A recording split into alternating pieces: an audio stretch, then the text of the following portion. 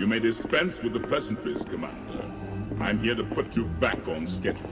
I assure you, Lord Vader, my men are working as fast as they can. Perhaps I can find new ways to motivate them. I tell you, this station will be operational as planned.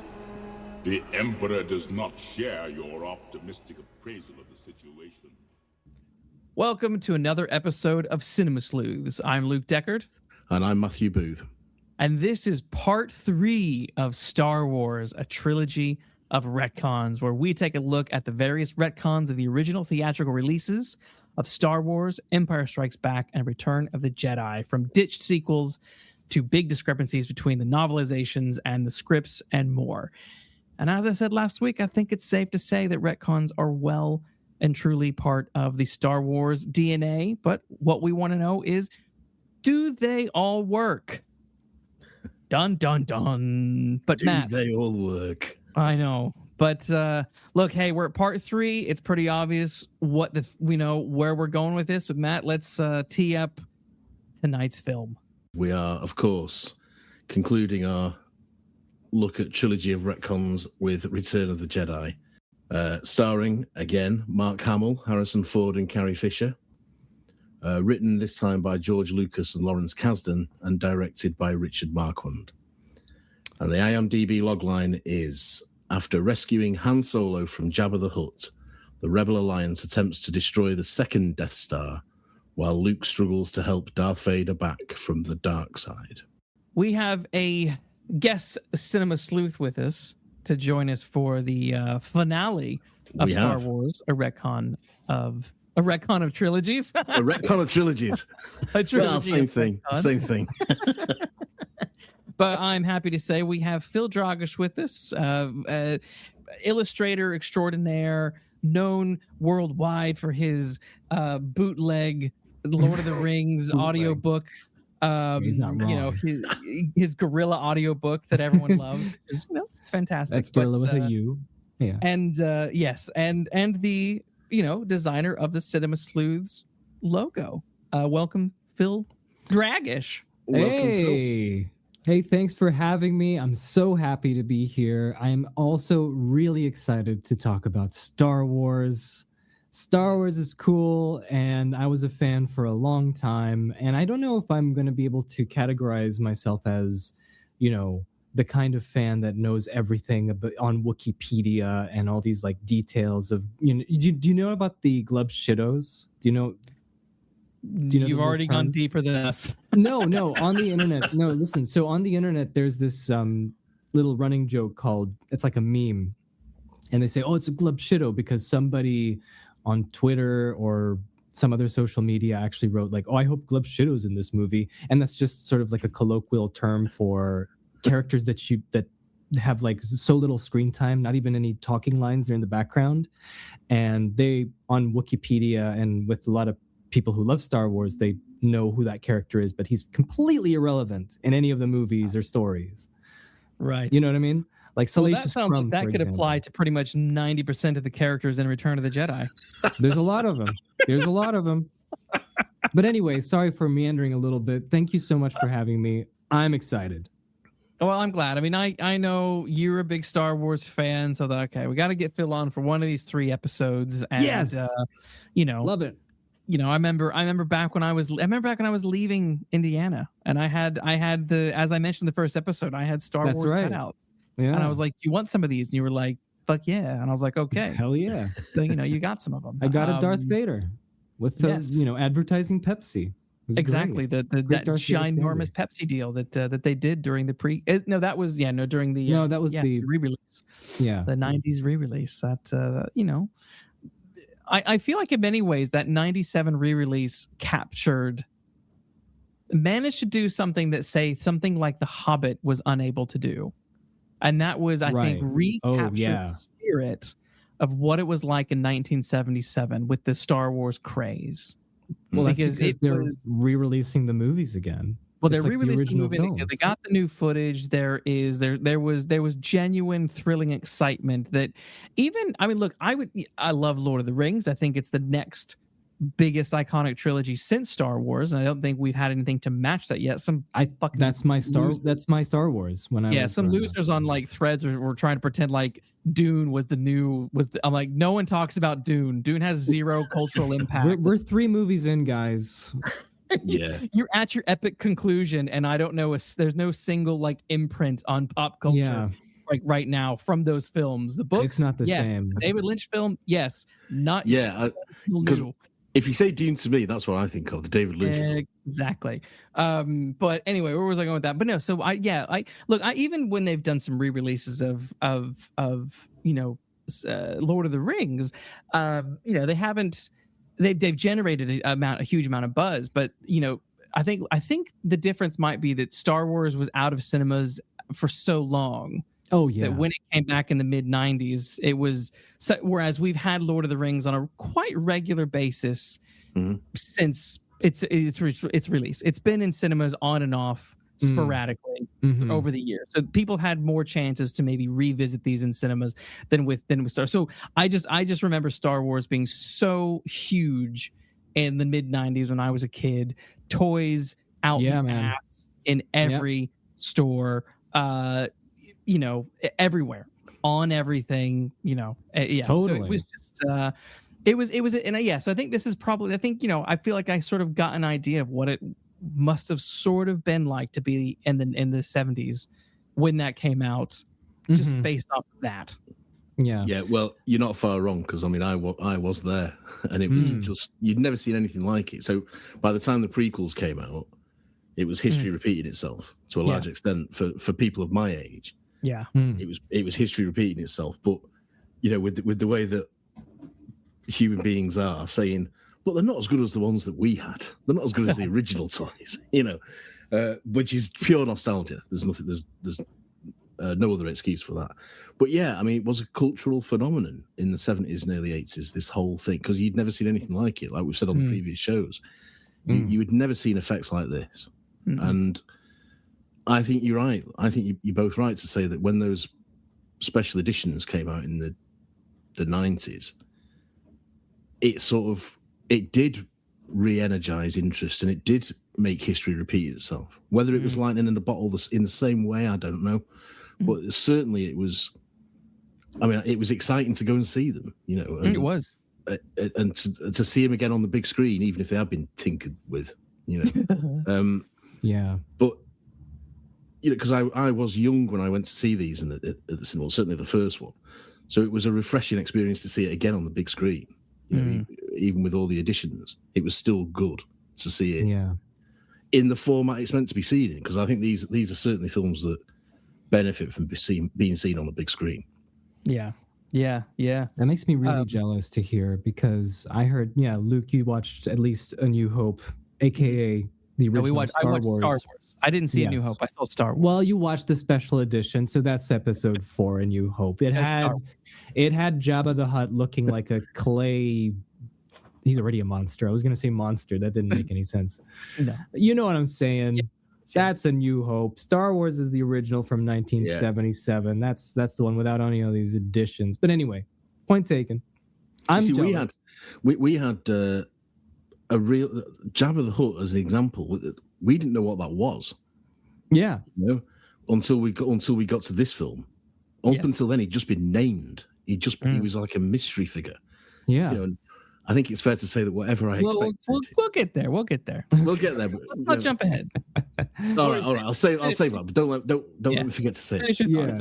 I just wanted to say I'm really jealous about this, because I was not jealous, envious. I'm envious because I've not seen Star Wars on the big screen, like the original films, at all.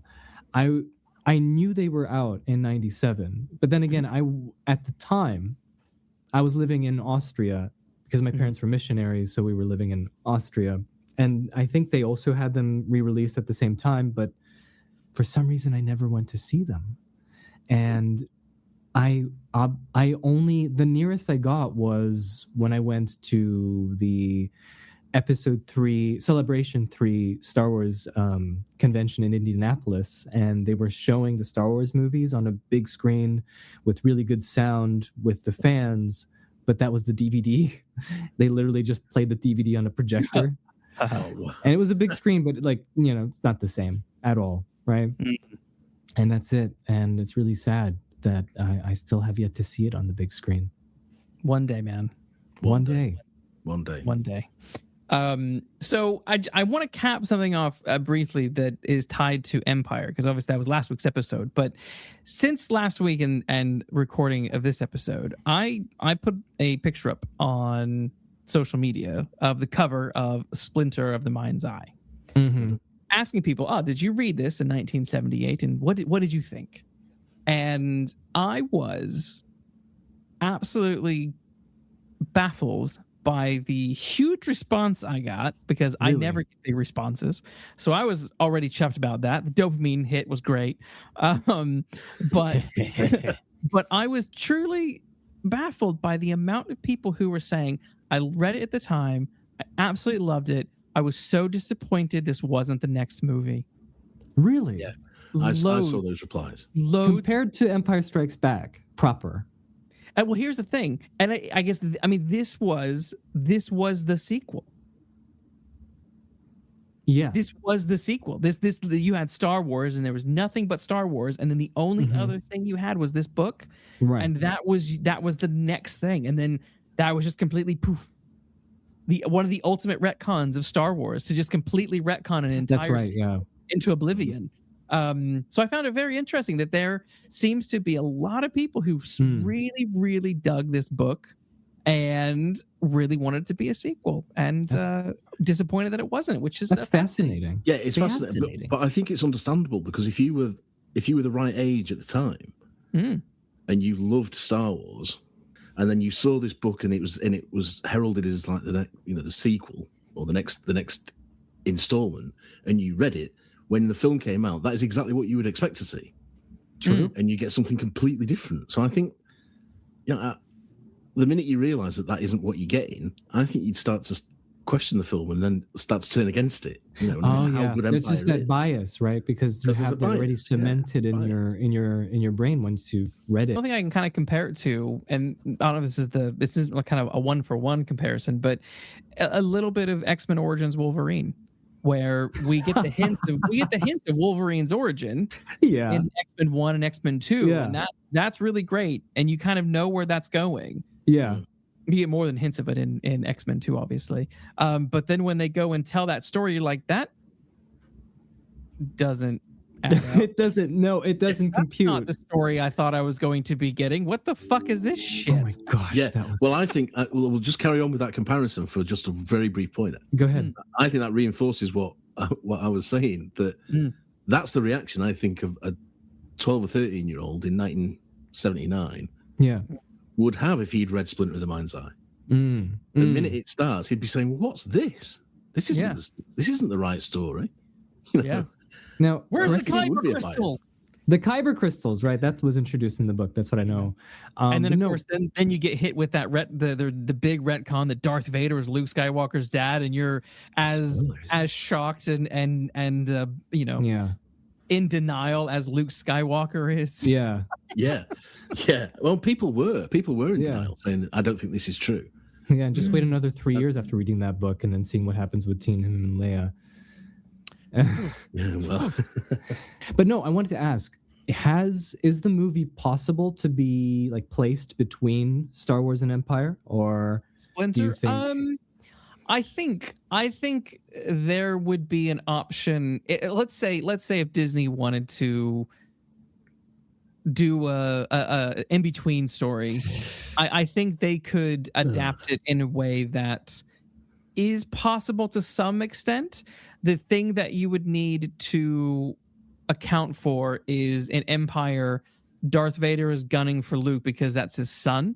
And Darth Vader would need to not have any inkling of Luke as his son in that. Yeah. It would have to be the events of that film would have to be the thing that clocks Vader into investigating Luke more. Right.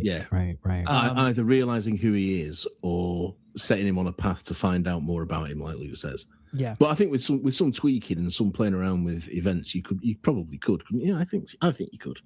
You could probably make it work better than that stupid Obi-Wan Kenobi show that doesn't work. Oh God, I hate shit. that thing. Let's get into Jedi.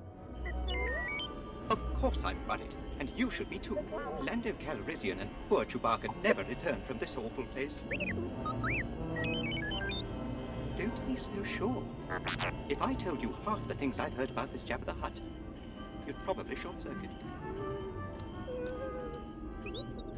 Star Wars was a phenomenon that I've known about ever since I was a small little itty bitty child. So I was born in '89, so that was well past any new Star Wars, and I think that was usually the time everybody says that's when Star Wars kind of like lost like popularity. It was kind of in the shadows. Mm-hmm. And as I was growing up in the '90s, I knew all of the visuals for it, like the lightsabers and Darth Vader and Luke. And here's the thing, it was never a surprise for me that Luke was Darth Vader's son. That to me was always a given. And so I knew some of the set pieces as well. So I knew I saw photos, I saw maybe commercials or something with the battles that they had in the films, and I loved the Hoth battle. That to me was like something that really mesmerized me and captured my attention. And I remember going to the video store, VHS, with my dad, who isn't very much of he's not much of a sci-fi fan. Well, this isn't sci-fi, it's space fantasy, but he's not much of a fan of those kinds of things. And we were going to go and rent Star Wars. I wanted to watch it, right? And there was a selection. There was all 3 films. I remember it was on the shelf. And I asked him, which one is the one with the walkie things, the big walkers, that's the one I want to watch. And my dad said, it's going to be hard to find out because there's like hundreds of episodes.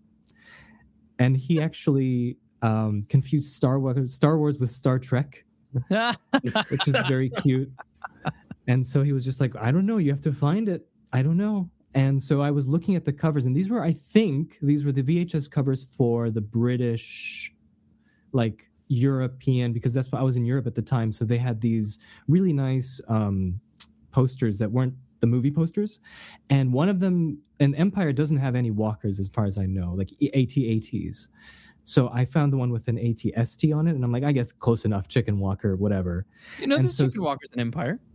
There is, like in 2 shots, but it's not in the cover. It's on the cover of the VHS on Jedi, and I thought, okay, I'm going to watch that one. I watched Return of the Jedi first, everybody. That's the first Star Wars movie I watched. Well, then it makes sense for you to be on this episode even more. Yeah, I know, right? It's perfect. Yeah. Empire Strikes Back comes out, and of course, is a massive hit instantly. They jump right into production for Empire Strikes Back, despite it or for Return of the Jedi, despite it taking several years before that film came out. They were on the ball to get it going.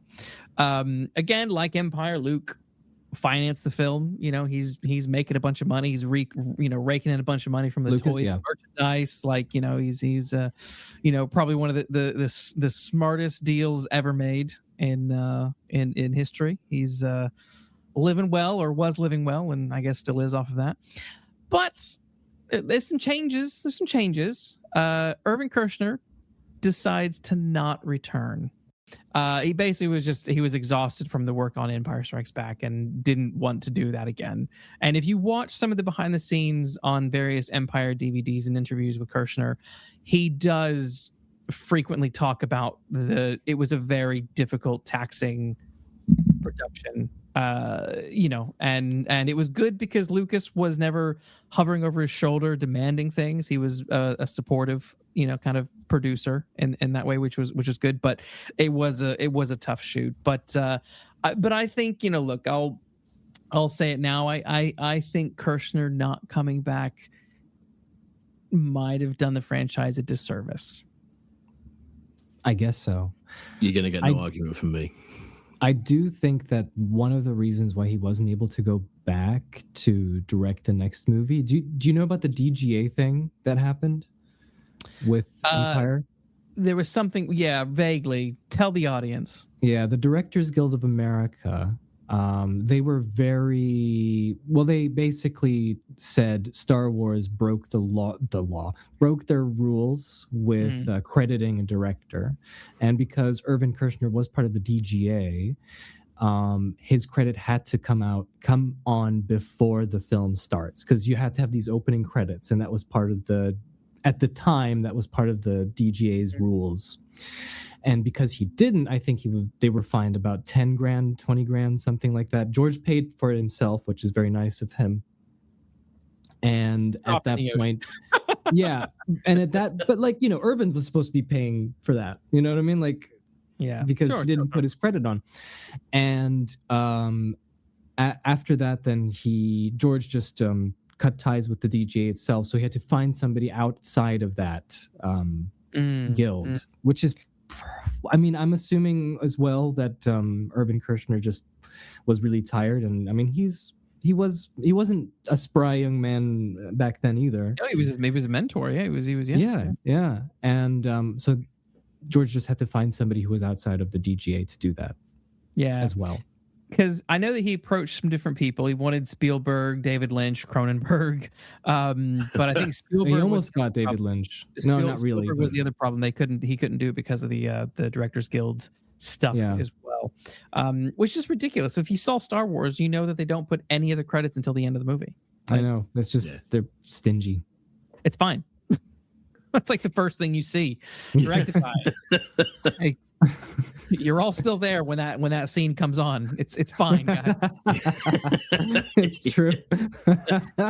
Jeez. But yeah, so he chose Richard Marquand. Am I pronouncing Marquand? Yeah, Marquand. He didn't. He didn't have a lot of credits to his name at the time. Sort of a rookie director at the time. As my understanding, I've never seen anything else that he's ever directed. Looking at his filmography, I don't know any of his other work. I'll be honest. This is the only thing of Richard's I have ever seen. What about you guys? Yeah, I know Jagged Edge with Jeff Bridges and Glenn Close. That was a famous crime thriller in the 80s. A sort of Basic Instinct of its time, I suppose. Okay. And I think he made a film called Eye of the Needle, which is based on a Ken Follett book, which I've also seen, although I'm no expert on it. But Jagged Edge isn't bad. I always thought, I mean, it's a bit dated now, but I always thought Jagged Edge was quite a good thriller. And obviously a world away from Return of the Jedi. But I mean, he's no David Lynch, is he? Who knows what we would have got if we'd got David Lynch. But yeah, I think it's fair to say that Marquand isn't a notable director. I think this is probably what he'll be famous for, with Jagged Edge coming in second. But after that, who's going to know? Yeah. I remember hearing that he was good at, his focus was working with the actors a lot more, which is what I think George was always gunning for with the directors, because that's the thing he hated to do the most. Hearing all the behind the scenes stuff from Star Wars 77, and you've heard all that stuff where it's just like, just do the lines, do the lines. Yeah. We can't just do the lines. We can't say, well, what does Luke say in that? But we can't turn back now. Fear is their greatest defense. I doubt the actual security there is any different than it was in Acrolio Sullus, but what it is likely directed towards large-scale assault. Yes. That's the famous Mark Hamill audition line that he always mentions, and that I somehow remember as well. It's better than I could. But Lucas didn't like he seemed to I don't know if it was a struggle, but he didn't. Star Wars burnt him out, and when it came to the sequels, he didn't want to be in the director's chair. He wanted to do the producing. He wanted to be more involved with the editing side. He didn't even want to do the writing. And I think one of Empire's strengths was that he partnered with Lee Brackett. They busted out kind of went through his outline. She went away, wrote the script. Obviously she didn't finish it fully, and then Kasdan came in and took it the rest of the way. And I think that probably worked in its favor. This time, the credits is, as you mentioned, it's Lucas and Kasdan this time around. but there were other kind of red flags with this film, and they basically went into pre-production. They didn't even have they didn't have a finished script. Yeah, I heard it was messy. Yes, which is dodgy. And so when it came time to put the shooting script together, basically Lucas, Kasden, and Marquand had to spend a couple of weeks locked in a room putting this thing together. Yeah, which also doesn't sound great. I mean, how many times have we seen a film where it's like, oh, they've started a film without the script, and oh boy, you can feel it. Yeah, we've said many a time that it's dodgy ground going into to start shooting when your script isn't finished. You should never. Your best shot is to really be as prepared as you can. Obviously, that's why it's called pre-production. You're prepared for everything. But no, the interesting thing. Have you heard about any of the things that they were throwing around with what would be in Return of the Jedi? Like at one point, Obi-Wan was going to resurrect and come in and help. Yeah, we'll get there. Oh, my bad. Sorry. I'm going a little too fast there. Yeah. When we get into the character stuff, we can start pulling out some of this other stuff. To your point, I wanted to say that they did the same thing with Raiders. There's this transcript that you can read. It's online, where Spielberg, Kasdan, and Lucas were just hammering out what Raiders would be, and you can hear them throwing all these ideas out. But I think the difference with this one is that this is the third film. You don't have a lot of wiggle room to just throw stuff around. You have to, follow through with a lot of things that have been, a lot of things that are still dangling around with Empire. There were obviously, problems if we, not everyone was, certain that all actors would return, which we will get into. And I think that kind of, maybe is part of the complications when it comes to Return of the Jedi and its follow through. But look, this is called a trilogy of retcons for a reason. As always, the retcons begin before the fucking movie comes out, as is the case with every single Star Wars movie. Every Star Wars film so far talking about since Star Wars. You guys picked the right series to start this off with. Really, great. It's great. Yeah. I hope the 10 people who listen like it. I do. Now, the original title was Return of the Jedi, but Kasdan was like, nah, that's stupid. Then they went with Revenge of the Jedi, which that's a cool title. I actually quite like it. This went so far as to be put on marketing material and teaser trailers. So the public were expecting Revenge of the Jedi. Revenge of the Jedi. Then Lucas is like, I don't think the Jedis are into revenge, so we need to go back to Return of the Jedi. And then it goes back. Luke, I want to commend you for your impeccable Lucas impression. That's awesome. Thanks. I've been working on it all week. It's fantastic. It's good. As a retcon goes, it's a small one, but hey, it's still one that I'm sort of like, okay, right. Like you can't even nail down a name for this third movie. You're still jumping around. Like you got stuff in production, you've got teaser trailers coming out, and you can't, which is something that we see quite a lot now. I mean, how many times have the Superman movies changed their titles? Oh gosh. Yeah. As a quick aside, but the other thing I found interesting is the novelization came out on May 12th, and then Jedi released on the anniversary of Star Wars on May 25th. Yeah. And this had a shorter gap between the film and the novel, which I found really interesting because there is arguably Empire has the biggest reveal possible, far bigger than anything in Jedi. Yeah. And people had like a good month or so.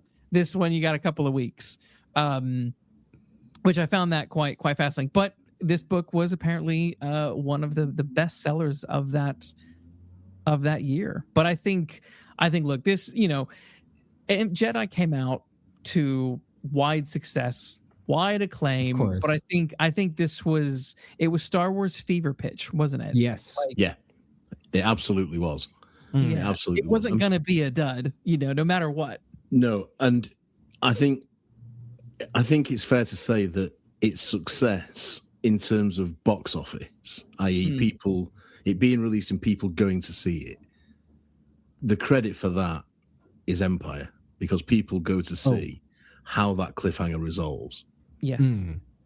I 100%. think if Empire didn't do that, then I wonder whether this film would have been as successful as it was. Although it might have been, but I think a driving factor is people saying, we've got to go and find out what happens next. Yeah. And how they resolve it. I think, as we said last week, I mean, Empire just dove so deep into the psychology of all of these characters. It went from this like fun, snappy space romp to something a little bit deeper. Yeah. And I think Very that much so. resonated with a lot of people. I mean, as a kid, my favorite was always Empire. That was the one I wanted to. I rewatched that the most. There was something about it. It expanded the world. It expanded Star Wars. It expanded the characters and took them all in very interesting directions. That I just don't necessarily feel that Return of the Jedi was able to carry forward. Come on, we gotta get out of here.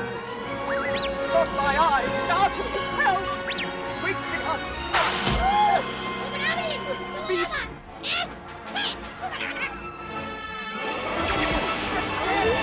Get the gun! Point at the deck!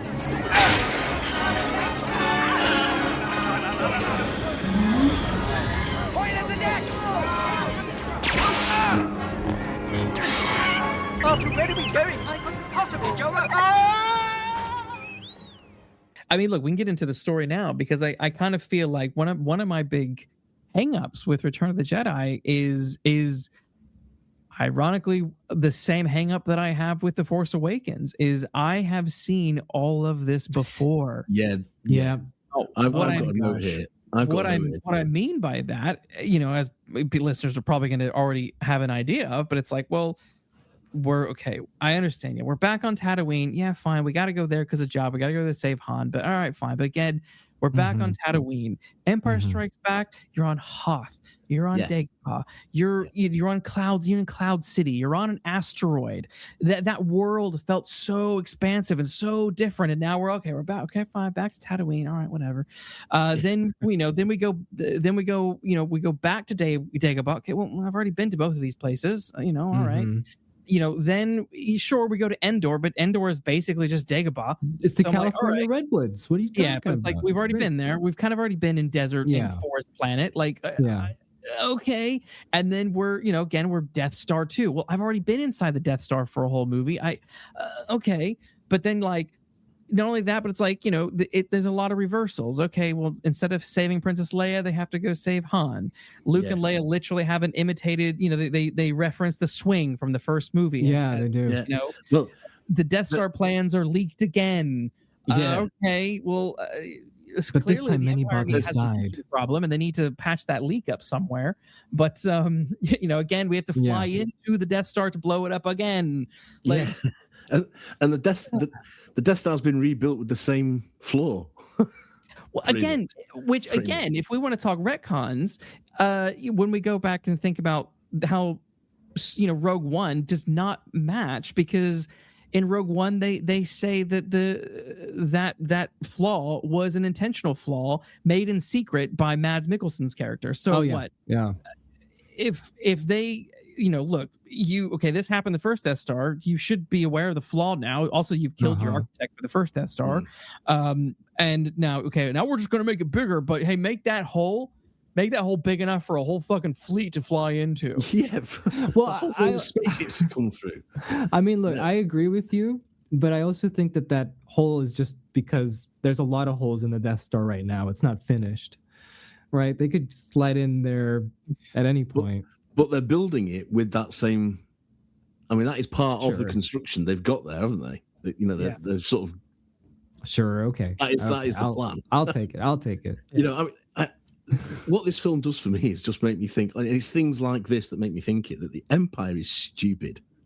Yes. The Empire is just full of idiots. Whereas in the first one, and certainly the second one, it was full of really dangerous people. Yes. You know? It was terrifying. This I watched is just a bunch of clowns, you know. Yeah. And this is part of my overall. We'll come on to the characters. This is part of my overall problem. These are people with the same names, and not the same people to me. You know, Okay, not the I'm same. interested to hear that. But they are also, you know, going back to like this has been a rehash of A New Hope. You're right, Luke. It starts with the Star Destroyer Tatooine. thing. Go back to Tatooine. The droids on Tatooine walking alone. Then you get a hologram message. You know, Yeah. and then the plot is the same. Yep.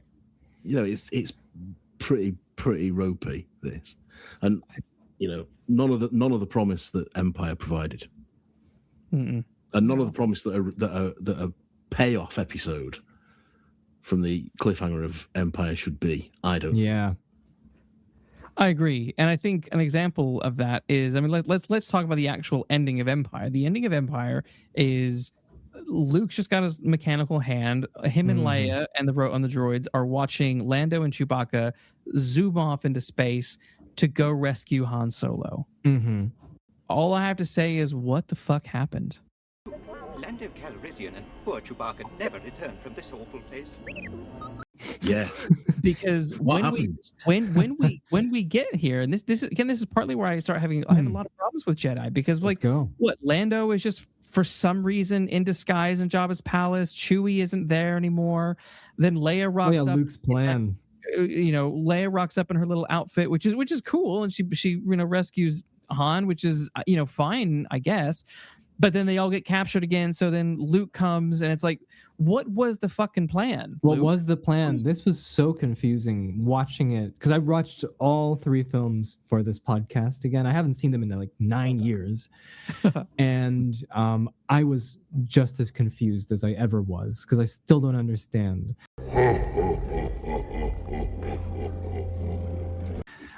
Apparently, in one of the earlier drafts, the idea was to get Jabba outside of his castle so Luke can like corner him or something like that. I don't remember exactly, but it kind of got a little convoluted when they were filming it, and I'm guessing it just never resolved very well. And you're still scratching your head, going, "Why is everyone going in and out of this castle and getting captured?" Right?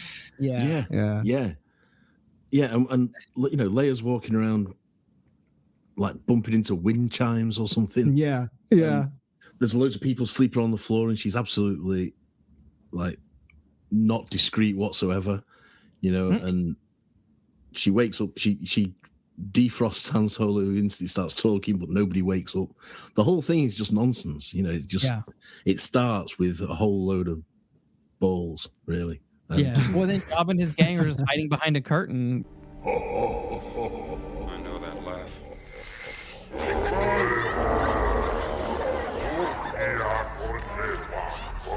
Hey, Jabba.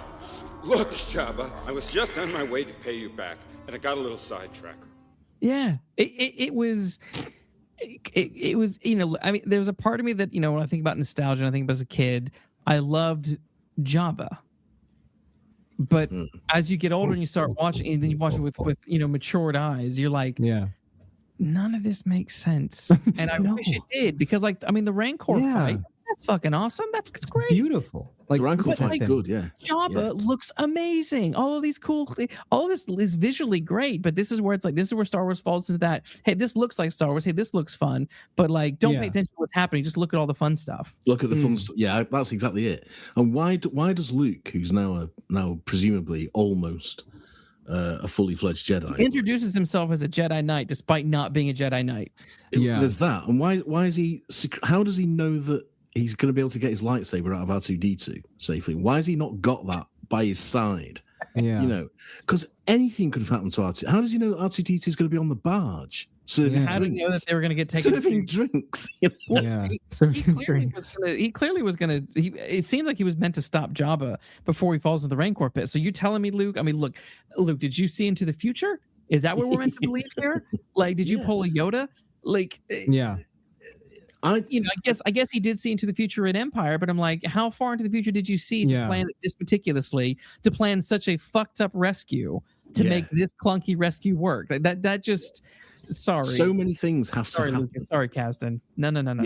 Do better. So many things have to happen and fall into place for Luke's plan to succeed that he couldn't possibly succeed. So many variables. There's too many variables. It's definitely hard for me to defend that as well after seeing it after 9 years and knowing exactly what's going to happen. But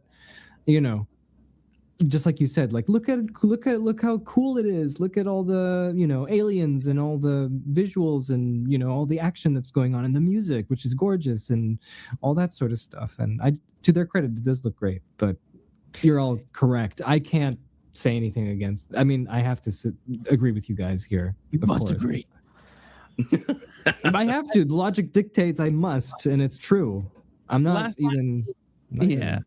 week, Sergio made the comment about sort of Star Wars being, not Star Wars, but Empire or whatever, the episodic nature of Star Wars, as in these films themselves being episodes within the wider as a kind of altogether. And it's like, here's your Hoth episode, here's your Dagobah episode, that kind of stuff. And I agree with that. The thing is, the difference is with that and Empire and Jedi is that all of these episodes they just don't tie together. No, they don't tell an overall story, whereas Empire they do. Whereas Jedi, it's okay, well, here's this week is we're on Tatooine, next week we're on Teddy Bear Planet, and you're just like, but none of this connects. And I think that's where Star Wars 1977 Star Wars, look, the droids are sent to Tatooine, they're trying to find Obi-Wan, they connect with Luke, and Luke connects with Obi-Wan. It's all the plans, all pieces together and forms a giant picture that works. It might have episodic beats, but it forms one giant narrative. Empire does the exact same, but here Jedi doesn't kind of clunky and clunkily put together, because it really, if the beginning of Jedi with Tatooine and Jabba, that could have been like a James Bond opening. It didn't even have to be almost half of the movie. It didn't need to be 40 goddamn minutes, that's for sure. No, it doesn't need to be 40 minutes. No, absolutely. I mean, I sort of agree with that, Phil. I think it would have been good if it had been a very quick, you're back in this world now. Yeah. And Luke goes, they get hand. Luke does a bit of Jedi stuff. I mean, he can use the Force, right? He don't seem to use the Force once in Jabba's palace, other than to try and get a blaster out. Yeah, the blaster. Why is he throwing a rock at a button? Why is he throwing a rock? Use the Force to press the button. That's right. Why can't he just use the Force to press the button? He can use a lightsaber out from the snow in Empire at the very beginning. Yeah, well, he can't do that because it's stuck in R2-D2's head, isn't it? Because that makes sense. But I mean, that all this film seems to do to me is sort of say, you just have to go along with this because this is what needs to happen.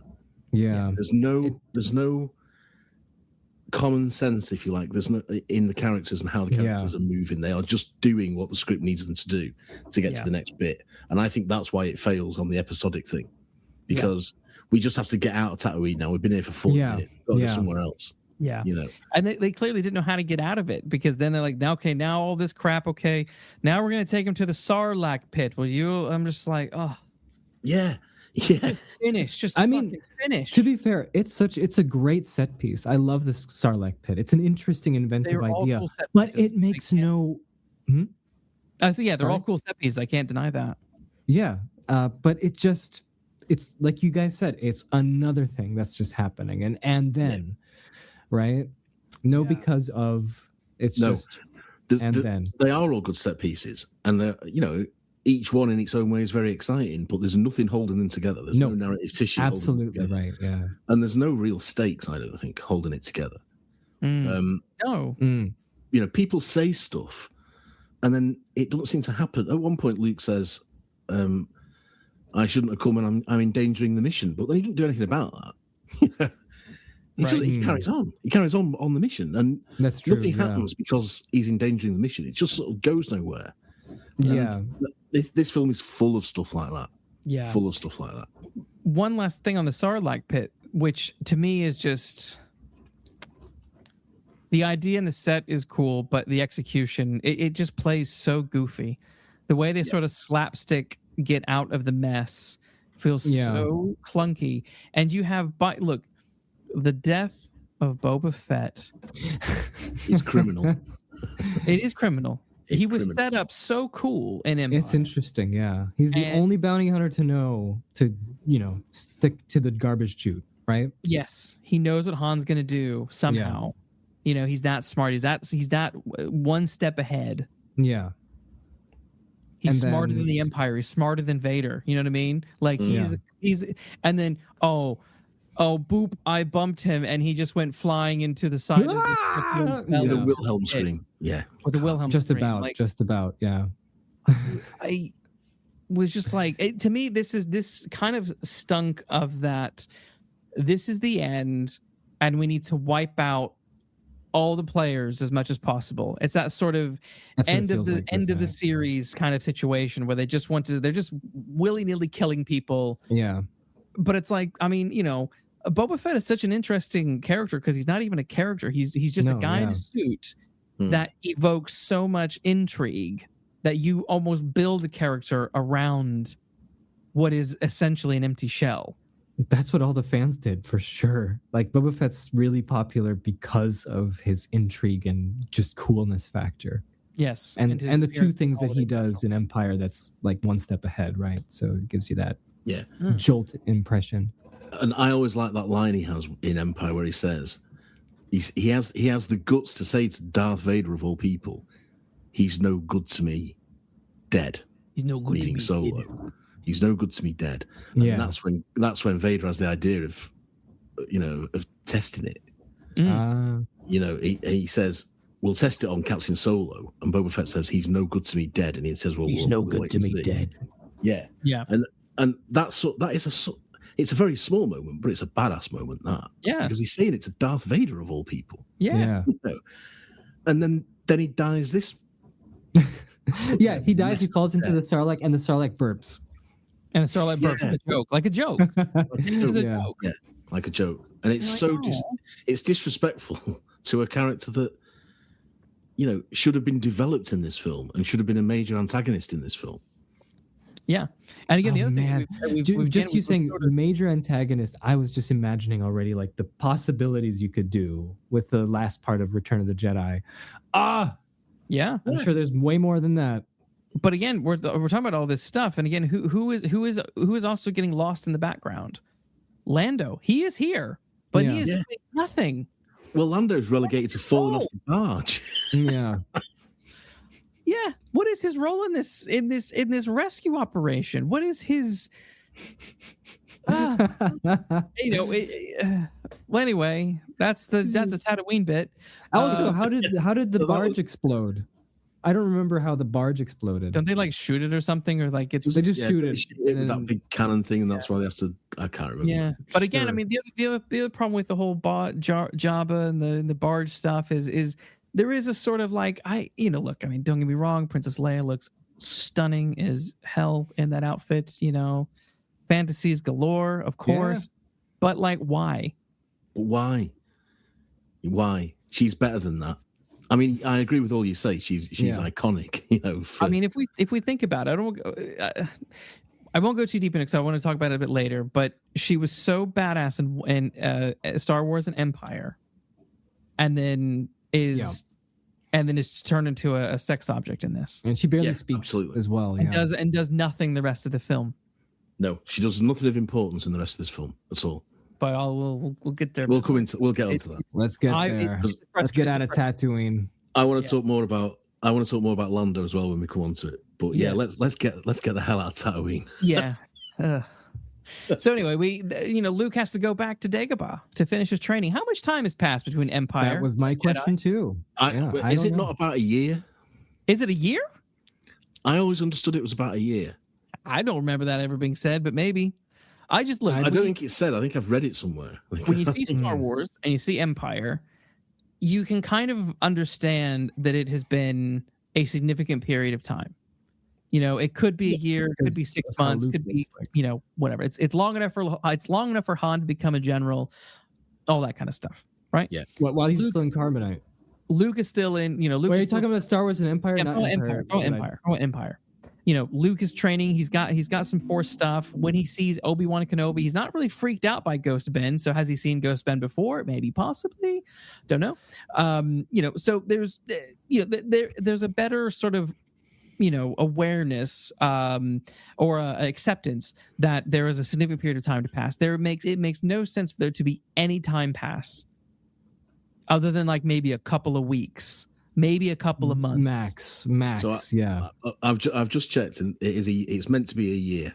That doesn't make any sense. Crazy, because at the end of Empire, remember they said we'll look for Han. We'll get Han back. Remember that was kind of the reason Lando and Chewie were leaving at the end of Empire, and it felt like it was something of significant countdown time here. So this poses a question for me, and that that question is. Well, there's two questions, really. They might be linked. One, what the hell's everyone been doing for a year? Yeah. And two, it took Luke a year to come up with that rescue plan. That is really worrying. Really worrying. Because if this is a year, the next thing that happens is he goes back to Dagobah. And his question, his main question to Yoda is it true that he's my father? Yeah. So what? You tell me for a whole fucking year you didn't come back and finish your training, and you didn't come and get answers? You never asked that, huh? Yeah. And another thing is, a year ago. If that year has passed, and Lando is already at Jabba's palace, presumably he's been spending some of that time infiltrating that palace, so that he's welcomed. That's a film I'd rather watch. Well, yeah, that'd be an interesting one. Well, there's a line in the book. I've got the Star Wars trilogy novels right here. Nice. There is a line at the beginning of Jedi, and it is also in the movie where C-3PO makes a comment about what I think he says Lando and Chewie, but obviously not Chewie, but Lando went and never came back. So you're like, what do you mean they never came back? And it's been a whole year. He seems to be sort of in on in on whatever's going on. Yeah, poor Lando Calrissian never returned from this place. Can you imagine what they've done to him?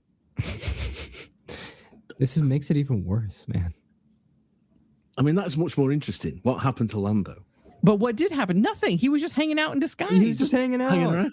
Yeah. Hanging around, getting himself for a whole year. So that he won't stand out for a whole Spending year. Easter and Christmas and Halloween over there. And it's not as if many life days. It's not many life days. Yeah. Yeah, it's not as if the frozen Han Solo is hidden. Just go show. Get him out and get out of here. Get him out and go. I mean, it's not even just that. It's also if they did not contact the rebellion after so much time, wouldn't someone see what's up? Do they not care? Why? It's so strange. This is Where's the Falcon been this whole time? Where is the Falcon? Oh my gosh. Where is the Falcon? And I know this now. I know we probably sound like whiny nerds or whatever, but it's it's just sort of this is really important story stuff. For real, you need to know where these things are. In terms of the relationship, time and space, and how this works and functions as a whole narrative. And this is, it's falling off the rails for me almost immediately. This is the problem, because you're right. This is important story stuff, but I think it's important character stuff as well, because these people aren't in movies. This is real for them. Yeah. Mm-hmm. So they haven't been waiting 1 year, 2 years, 3 years for something to happen. They've been doing stuff that we've not been privy to as the audience. We're only let into certain bits of their, of their lives. Mm-hmm. It's like, Philip Marlowe doesn't have 7 cases or however many books there are, one after the other. He has periods where he doesn't do anything, but they're not told. You know what I mean? And it's the same here. So Luke has been doing stuff. Lando has been doing stuff. They've been living lives for 12 months. Yeah. But the film pretends that it was only yesterday. Yeah. Yeah. You know? And so it doesn't make any sense for these people as believable characters that you're meant to invest in. That's why it matters. I mean, I do appreciate on the surface it sounds like, whiny nerds, but it's not. It's important fundamental storytelling and narrative blocks that needs to be in place so that you can believe in what you're being told. Yeah. Yes. Especially with the standards placed by Star Wars and also Empire, you got to follow through with that. We're all expecting something as tight as that. Yes. Well, on that, the whole Yoda was not originally meant to be in this movie. Okay, that's something I didn't know, and it's weird because I read all the making of books. Marquand was ages like, ago. "You gotta put him in the movie. The people are gonna want him in the movie. What do you mean he's not? You got to put him in the movie." And so then Lucas apparently put him in the movie because as a way to validate what Vader had said. Luke goes to Yoda. Because the thing is, why is Yoda dying?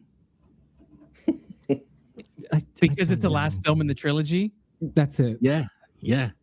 So he's got to 900 years old, and then he just says, I've had enough of this. Over, becomes a Force ghost for some reason. Yeah. Why? Well, I don't know. It's impossible to say. I mean, there are times when I sort of envy him. And like what I don't understand is like he's so on death's door that he's like barely able to spit out that there's another Skywalker. There is another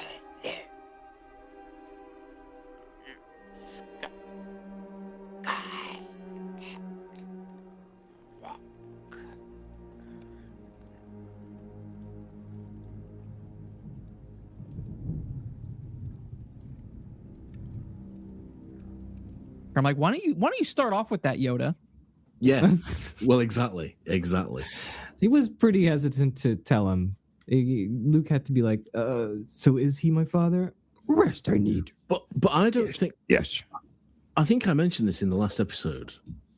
Maybe if I didn't, then I'll mention it now. But Vader says to Luke at the end of Empire, search your feelings, you know it is true. Yeah. And Luke's reaction to that tells me that he does know it's true. Yeah. So he doesn't need Yoda, for me anyway, he doesn't need Yoda's validation. And all we get here is a sort of rehash. There are many people who didn't acceect it. Yeah, I was going to say the children. There are people that didn't accept it. Yeah, I appreciate that. Yeah. But, any old line of dialogue could have made that clear, couldn't it? Yes. I just think, why kill him? There's no need for him to die. There's no need for him to die, no. He gives you some very important exposition or affirmation, and then poof, gone. Okay, well, I guess that's the end of Yoda. Which again, I think is why I go back to Empire. I'm like, it's just everything is a bit more exciting. Everyone is a bit more interesting. Here, everyone is just sort of willy-nilly. Boba Fett's getting burped by the Sarlacc, and Yoda's just disappearing, and then Yoda will always be with you. Obi-Wan. Here we go. This is the same problem, isn't it? All right, so Lucas says people have got to know that they are father and son, and if they're not buying it, we need to reinforce it. All right, bring Yoda back for that. Yeah, okay. Then what do we do with him? Don't know. Let's kill him. We can't think of anything to do with him. Yeah, it's that sort of lazy approach to this film that shines through. Certainly on this last rewatch.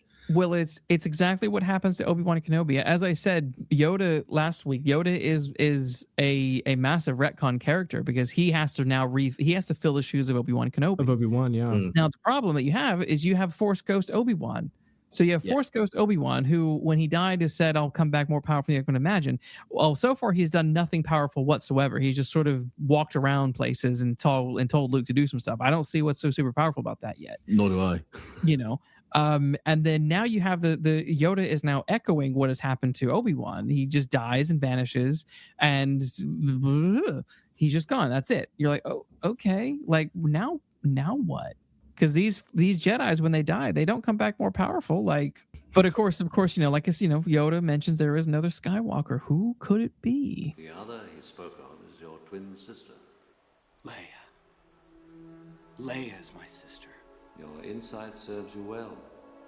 This retcon is clearly meant to be as big as I Am Your Father, but doesn't land.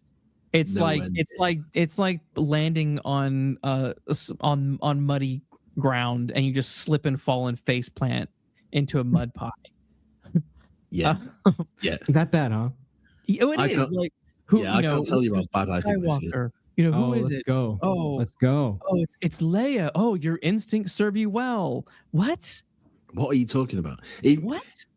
So I was 9 years old when I watched this in theaters, and I can tell you, even then I was saying, "That's ridiculous. Wow, that makes no sense at all." And why do this? And it is just a cheap ripoff. It is a cheap ripoff of Luke having another family member. Yeah. Yes. Well, here's the thing. Here's the thing. We, as we set up an empire, they had the notion of Luke having a twin sister out there. That was in Brackett's original script. I don't mind that idea. I think my mind goes to this idea where, Luke is often, trying to find this other member of the Skywalker family, and maybe he finds his mom who's holed up somewhere, afraid to death of Darth Vader, and finds his sister, and they fucking team up and they go beat the shit out of Darth Vader. That to me is a really cool notion. But what we get is Leia. Oh yes, it's Leia, and then Leia. Yes, I know. Somehow I've always known. Yeah.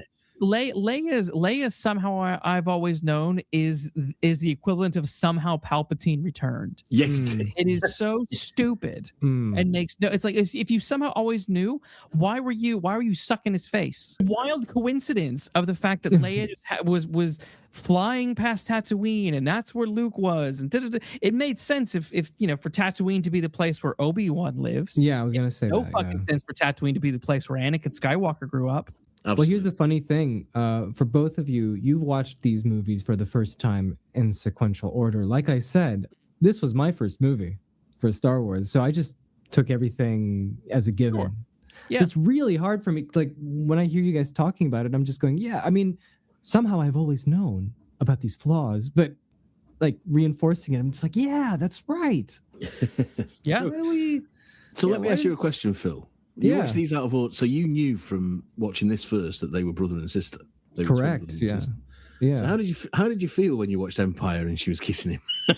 I just thought, what? This is so taboo. Why are they doing this? Yes. I don't know. It's very confusing. I mean, like, this is very confusing. So Gary Kurtz, one of the producers of the original Star Wars, eventually stepped away from the project. Yeah. He didn't do Jedi. He didn't want to do Jedi in the end. But in the early drafts, even if that, like, Luke and Leia weren't meant to be related. Like he's on the record of saying they weren't meant to be related.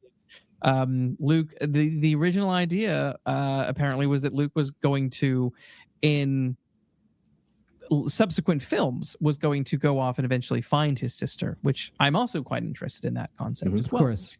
But essentially when it was time to, do Return of the Jedi, he was not thrilled with the story, not happy with where Lucas was steering the ship.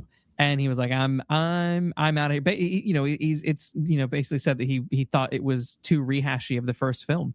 And I on this last rewatch, I was like, God, this is really a lot of Star Wars.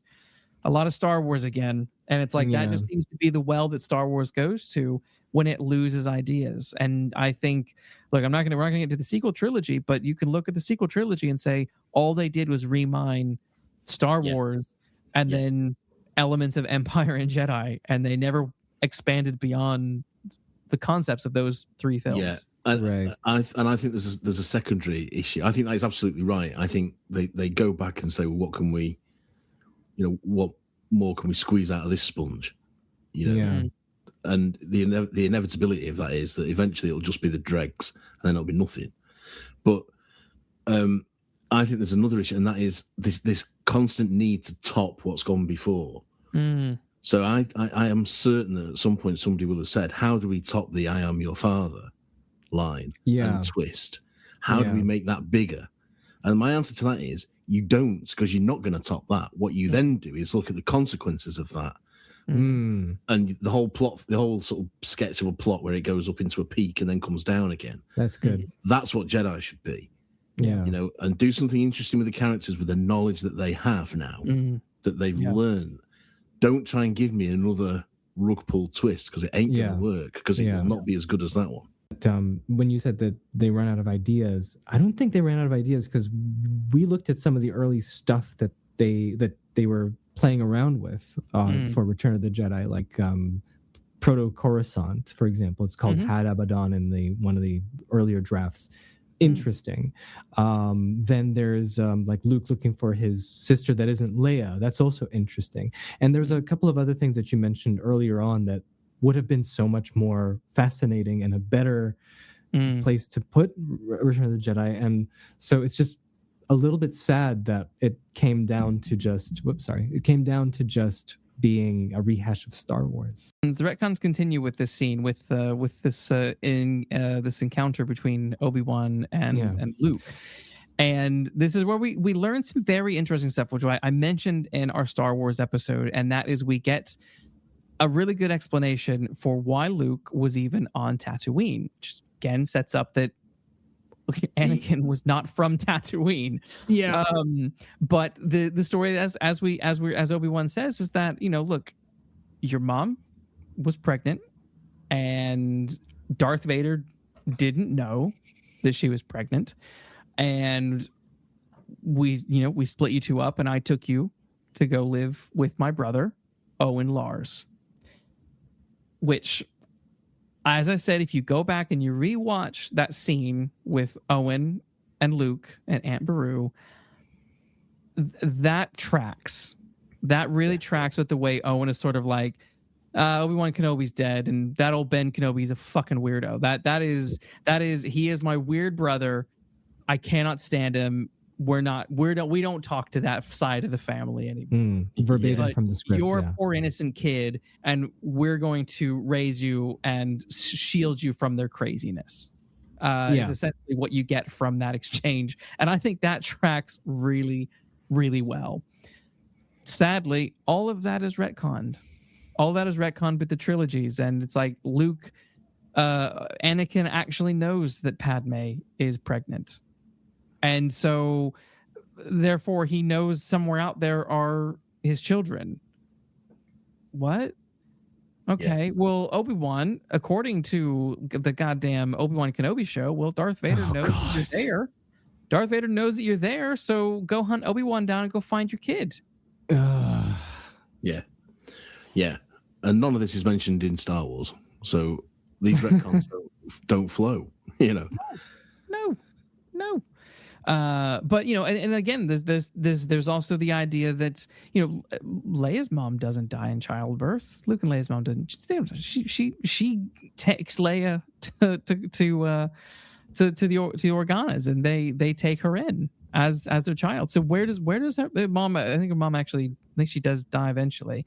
She died when they were 4.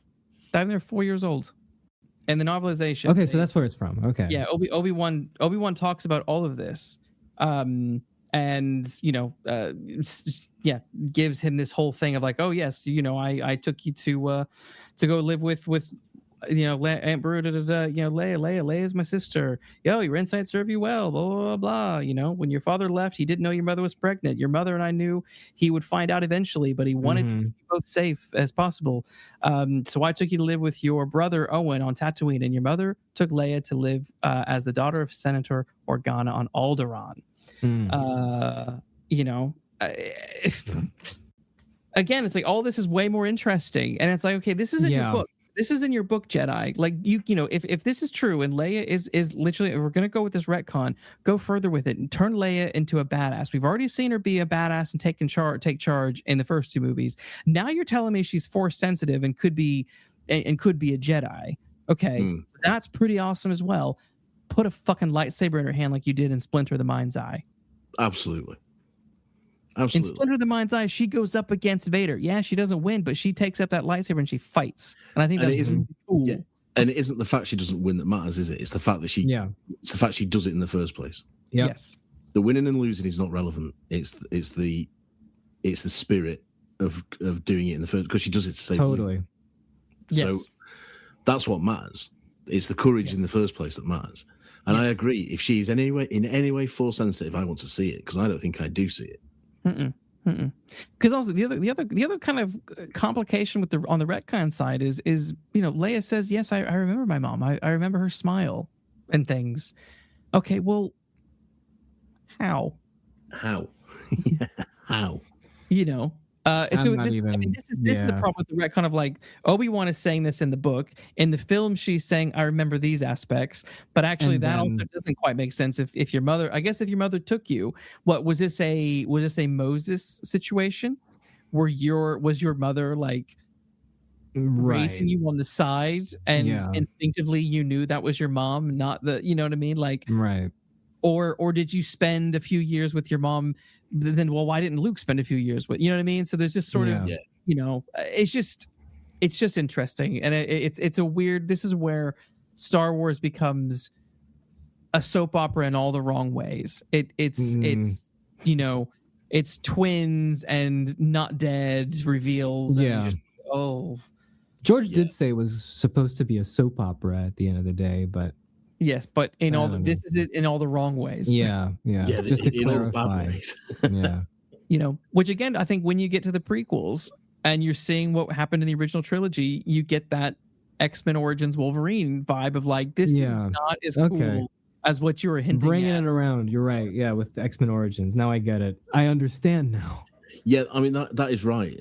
What you promise is not what you deliver, and what you deliver is nowhere near as good as what you promised. I mean, that's that's the upshot. Yeah, for sure, for sure. And all the time when I'm watching Return of the Jedi, I'm thinking there is a more interesting film and a more interesting story to be told than this. Yeah. And that is a major flaw. If you're dreaming for a film that doesn't exist while you're watching a film that does exist, that's a major issue for me. Yes.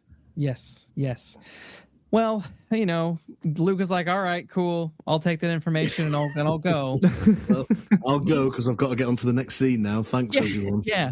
Meanwhile, right. You've got Han and Leia and Lando and Chewie, and they're all on some rebel ship somewhere. That's right.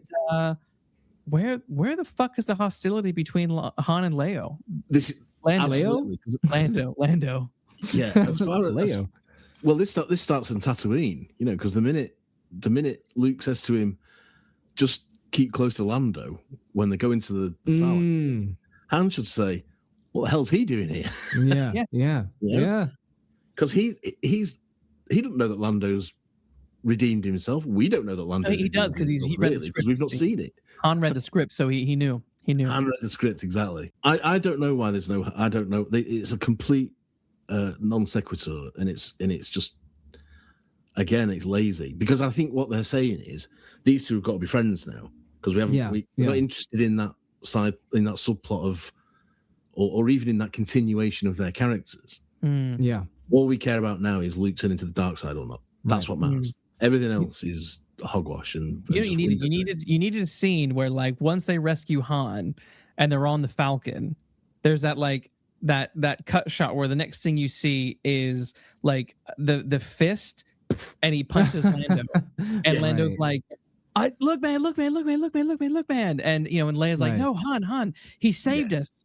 He's on our side.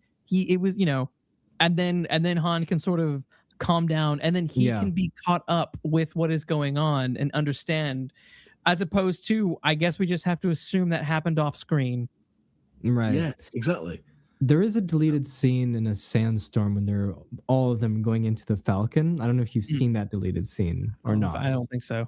And I haven't seen it in a long time either. So I'm just mentioning it. So anybody that's listening if they're pointing that out, that might be something like that, where Han says to Lando, like, I, forgive you, or something like that. There is a deleted scene of that, but it's not as good as what you were saying, Luke. Yeah, that would have been great. You needed something, and it just the lack of that is a problem because, and we'll get onto it a little bit later, but just the general sort of pushing aside of what was an awesome character of Lando and doing nothing with him is quite egregious. But I guess I was someone. We're on the ship. They're going through the plans. It's another Death Star. I'm just like many Bothans or whatever the fuck lost their lives. Many Bothans died. I don't care. I don't care. And it's it's interesting. It's. I was thinking about this. I was like, in Rogue One, they killed off Jyn Erso and Cassian Andor. Yeah, and I'm like, I don't really understand why they killed them off. I didn't have to die, of course. Like they were just spies. They could have just gone on to go do other spy work. They didn't have to die. Yeah. That doesn't really. And because then I was thinking, did they get the line from Return of the Jedi mixed up? Did they think that they said that the spies died to get these plans? Right. In Star Wars, but they actually said it in Return of the Jedi. Yeah. I mean, judging by how this stuff gets made, I wouldn't be surprised. Right? Because like they don't say that the spies died to get them these plans. The plans were beamed to the ship by rebel spies, and that's all we know. Rebel spies acquired the plans. It's in the title crawl. They didn't die. Moving on. I think Rogue One is based on someone not realizing that line isn't in Star Wars. Oh dear. But I tell you, the thing that kind of pisses me off about this scene where Mon Mothma is there talking about stuff is that should have been Leia's position.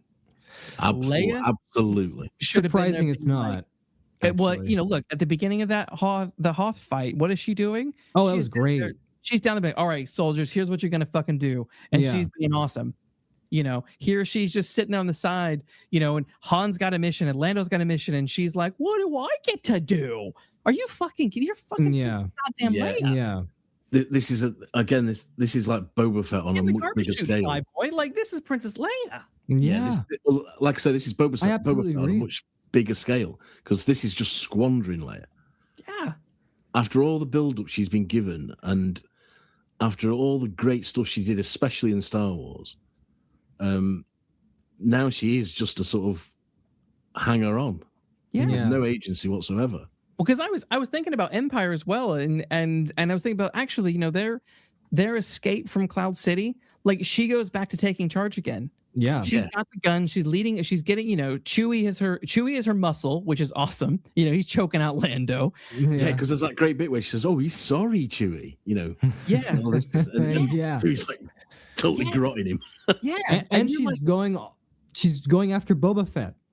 Yes, she's going to go almost save Han. Yeah, and so she still retains that sort of awesomeness. Like she's feisty, very, very feisty in those first two movies.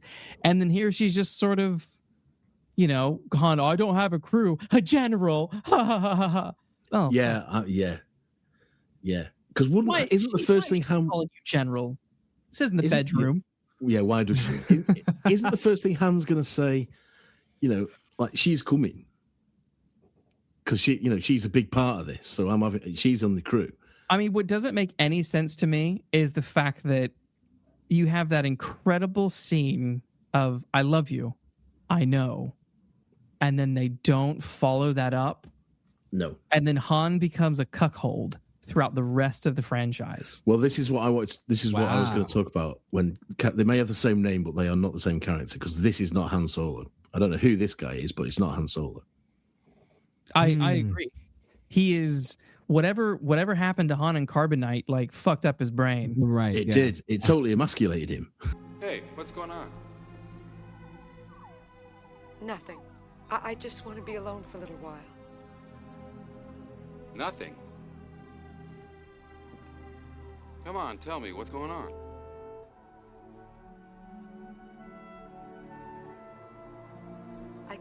I can't tell you. Could you tell Luke? Is that who you could tell?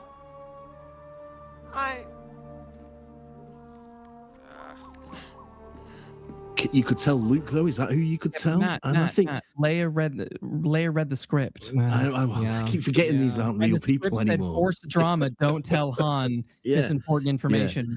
Yeah. But Han then acts as if he's something out of Dawson's Creek. Like a jealous, petulant schoolboy. And I think he was full the man who walks out of the cantina with such arrogant cool is not this man. This man would say, well, if you can tell Luke, then that's it. See ya. Yes. Yes. Well, look this what is he not Han was doing in Solo. Empire Strikes Back. In Empire Strikes Back, he's like, all right, princess, so long. Yeah. Yeah. And then she chases after him, and they then have this cat and mouse, tension chase throughout that whole film, and and the whole reason he says "I know" instead of "I love you too" is that he's one of those men who knows that certain types of women will chase him. Right, yeah. So he isn't gonna be all pissy and whingy because she's had a quiet talk with Luke and won't tell him what it was about. He's not going to care. No. You can't make him jealous of Luke Skywalker. I can't think of any circumstances where the Han Solo that I loved and admired as a child would be jealous of Luke Skywalker for all his power and for all his magical gifts and for all that. Han Solo would not be jealous of him in any way, shape, or form, but he is here in the worst type of soap opera way. Yes, it's this weird thing of like, oh, well, we sort of had a love triangle going on, but we pretty much eradicated that with Empire. But I guess we can kind of shoehorn it back in because maybe people want them to be together. No, there's no time for this. Come on. You left her alone, before you seal the deal with this pirate. Yeah. But in this, he's an idiot. Harrison Ford, not Harrison Ford. Han Solo is just a bumbling clown. Yes. He steps on a twig and alerts the enemy to where they are. Come on, he's not. He's better than that. The stepping on a twig, the shrugging kind of smirky thing that he does, they're not cool Han Solo moments. They're like, what? The cheesy sort of dad dancing moments. Yes. Yes. It's like, and I know Ford had zoned out. I know he tuned out of the whole thing, but that's no excuse because this is in the script. This is. Well, I sort of wonder, did he tune out because look, Ford really wasn't sure he was going to come back. Mark Hamill and Carrie Fisher had signed on; they were definitely coming back. But Raiders of the Lost Ark came out and shot Harrison Ford up into the stratosphere as an actor, as a star. Yeah. More than anything else, like this, he was on his way, and that just, and fair enough. I mean, Raiders is. I mean, I might just go watch Raiders when we finish this podcast. Good movie. Because I'm like, but like, so Lucas didn't actually think Ford was going to return. So I'm curious as to what those initial scripts fully looked like without him. Mm-hmm. Did they make up space for Lando? Is that why the version that we got in the end just feels sort of slapped together because they didn't? But literally almost in every earlier version of the script that did include Han, he dies. And then Lucas took that out because he didn't like it because apparently it could affect merchandise. Yeah. And I just remember thinking, well, if Ford finally agreed to come back after some persuasion, but he really wanted his character to die and have a heroic death, which I 100% am on board with and think he should have, because the death he got in Rise of the, what is it called, Force Awakens is fucking stupid, and not heroic whatsoever. It's a get me out of this fucking franchise death. He should have self-sacrificed. He absolutely should have. But I sort of wonder if part of the lack of conviction on Ford's part in this film is that I don't even like what's going on. All right, I'm just here for the paycheck. This is a phoned-in performance. I hate to say it because there's nothing phony about Star Wars and Empire and other things. I mean, look, even on the set of Blade Runner where he's having a miserable time, that miserable time he's having is having an incredible impact on his performance as Rick Deckard. It here it's just he's just there's just no conviction. I don't buy any of it. There's I nothing don't much buy any for of it. Solo to do. No. So I think Harrison Ford noticed that, and he just went with it. And when it was over, it was over.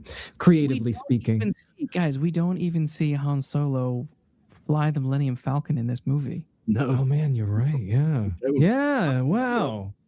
Doesn't fly the Millennium Falcon once That's in right. this movie. I don't think we see him do anything that lives up to anything that he does in Star Wars or Empire. No. Yeah. I don't think we see him do a single heroic thing, even. Not really. He doesn't. What does he do? He flips a stormtrooper over his shoulder once. He's made a figure of fun. When the Ewoks have captured him, he's a clown. He's turned into a sort of lampoon version of himself. That's all because they mistake stupid gags for charm, and the whole charm of I think Harrison Ford generally, really, but certainly Han Solo, and in a way Indiana Jones it's that coolness, it's that arrogance, it's that lovable rogue type, it's the Bogart quality that makes Han Solo charming. It isn't that he cracks one-liners. Yes. There you go. Look, last week I was going to say this a bit later, but I think it's now probably a good time. There is a noticeable drop in the quality of storytelling with this film. Now, it could be a number of reasons. It could be because of the rush production. It could be that they didn't know when Ford was coming back until late in the game. It could be all these things could definitely be having an effect on it. George having a divorce at the time, that too. George having a divorce time, maybe. Who knows? But what I think is interesting is, when we're talking about Empire, and we're talking about Lee Brackett and her contribution to Empire. And, like I said, Brackett and Lucas worked on his kind of story ideas, and then she took that away and wrote the first script. Yeah. Look, I guess we don't fully know what was Lucas, what was Brackett or whatever, but a lot of the core ideas that were in the original script are essentially in Empire. And then Kasdan comes in and punches them up, and they do a little bit of tweaking here and there, and there you go. And I just can't help but feel that there was a secret sauce missing with Return of the Jedi. And it's fascinating to me that, the thing, we have Kasdan has come back, and, yes, he came back, he punched up Empire, he added some humor, added some young angst to it. And that clearly shows. But here, there is a maturity and a seriousness that is lacking and missing throughout the entire script. And I cannot help but feel that some of that is coming from the fact that we have lost a mature writer involved with this film. Hey, yeah. And director. And a director. I was going to say that as well. And Kirshner. Both of those two things missing. I think you can feel the lack of... You can just feel the lack. Whereas with Star Wars, look, Lucas was young and earnest, and that film is young and earnest. And then there's a deeper maturity to the second one. He's learning as a filmmaker. He's learning to delegate better. He's learning to work with different people. And then with here, it's like, well, he's back to writing again, which he doesn't want to do, but he's back to writing again. But there is there's just he's working with a younger director again. There is a maturity that I think is lacking, and I think that really, look, we're on the last half of this fucking film is on a teddy bear planet. What the flying fuck is going on? Yeah, I know it was meant to be Wookiees. Well, the fact is, it's not Wookiees. It's fucking teddy bears. It didn't need to be teddy bears. It didn't need to be teddy bears. The only thing that I think the whole Ewok thing, I can't stand them. The whole Ewok thing is. Am I like the only Ewok apologist here? I mean, I didn't like them either as a kid, but like right now, I can barely bring myself to say the name. It is what it is. Wow. As a kid, I hated them. Once they got to Endor as a kid, like that's me like fast forwarding until we get to the Death Star bits. Me too. Wow. Yeah, me too. I mean, I probably did the same thing. I like the idea of I like the idea of you don't need technology to stand up to these people. Yeah, sure. That was. I like that. That works. But I don't need teddy bears to tell it me. I just need a non-advanced populace on this planet. It could be anything. The fact it's teddy bears is, for me, I think somebody said this about Batman and Robin. It stops being a movie and it becomes a toy commercial. That's what this film is starting to suffer with, and now it's 10 a penny. Yes, that merchandise is part of it. Yeah, it was, and it was with Star Wars, and it was with Empire, but they didn't lose sight of the fact that there were also a requirement and an obligation to give you a strong story and strong characters. This now is just the merchandise, and I think that blinds Lucas, especially. I think to, as you said before, Luke, to the quality of the storytelling, because I think it's that stops him killing Han Solo off when that is clearly what the story needs. And I think you are missing out on what could be killer story beats because you might stop selling Han Solo action figures. Yes, that is not a good marriage in my mind. I don't understand how Han Solo dying is going to kill action figure sales. Nor do I. It's a stupid argument because he's still in the film. You can still sell him in his different outfits until he dies. So all these kids will be playing the death scene. Yeah. I just think that there is a quality. I think there is a lack of maturity and a lack of a steering rudder. Is that right? Because I think Lucas's mind is not quite on the job it should be on. I think he's got one eye on the till and one eye on the story. Possibly. If sort of.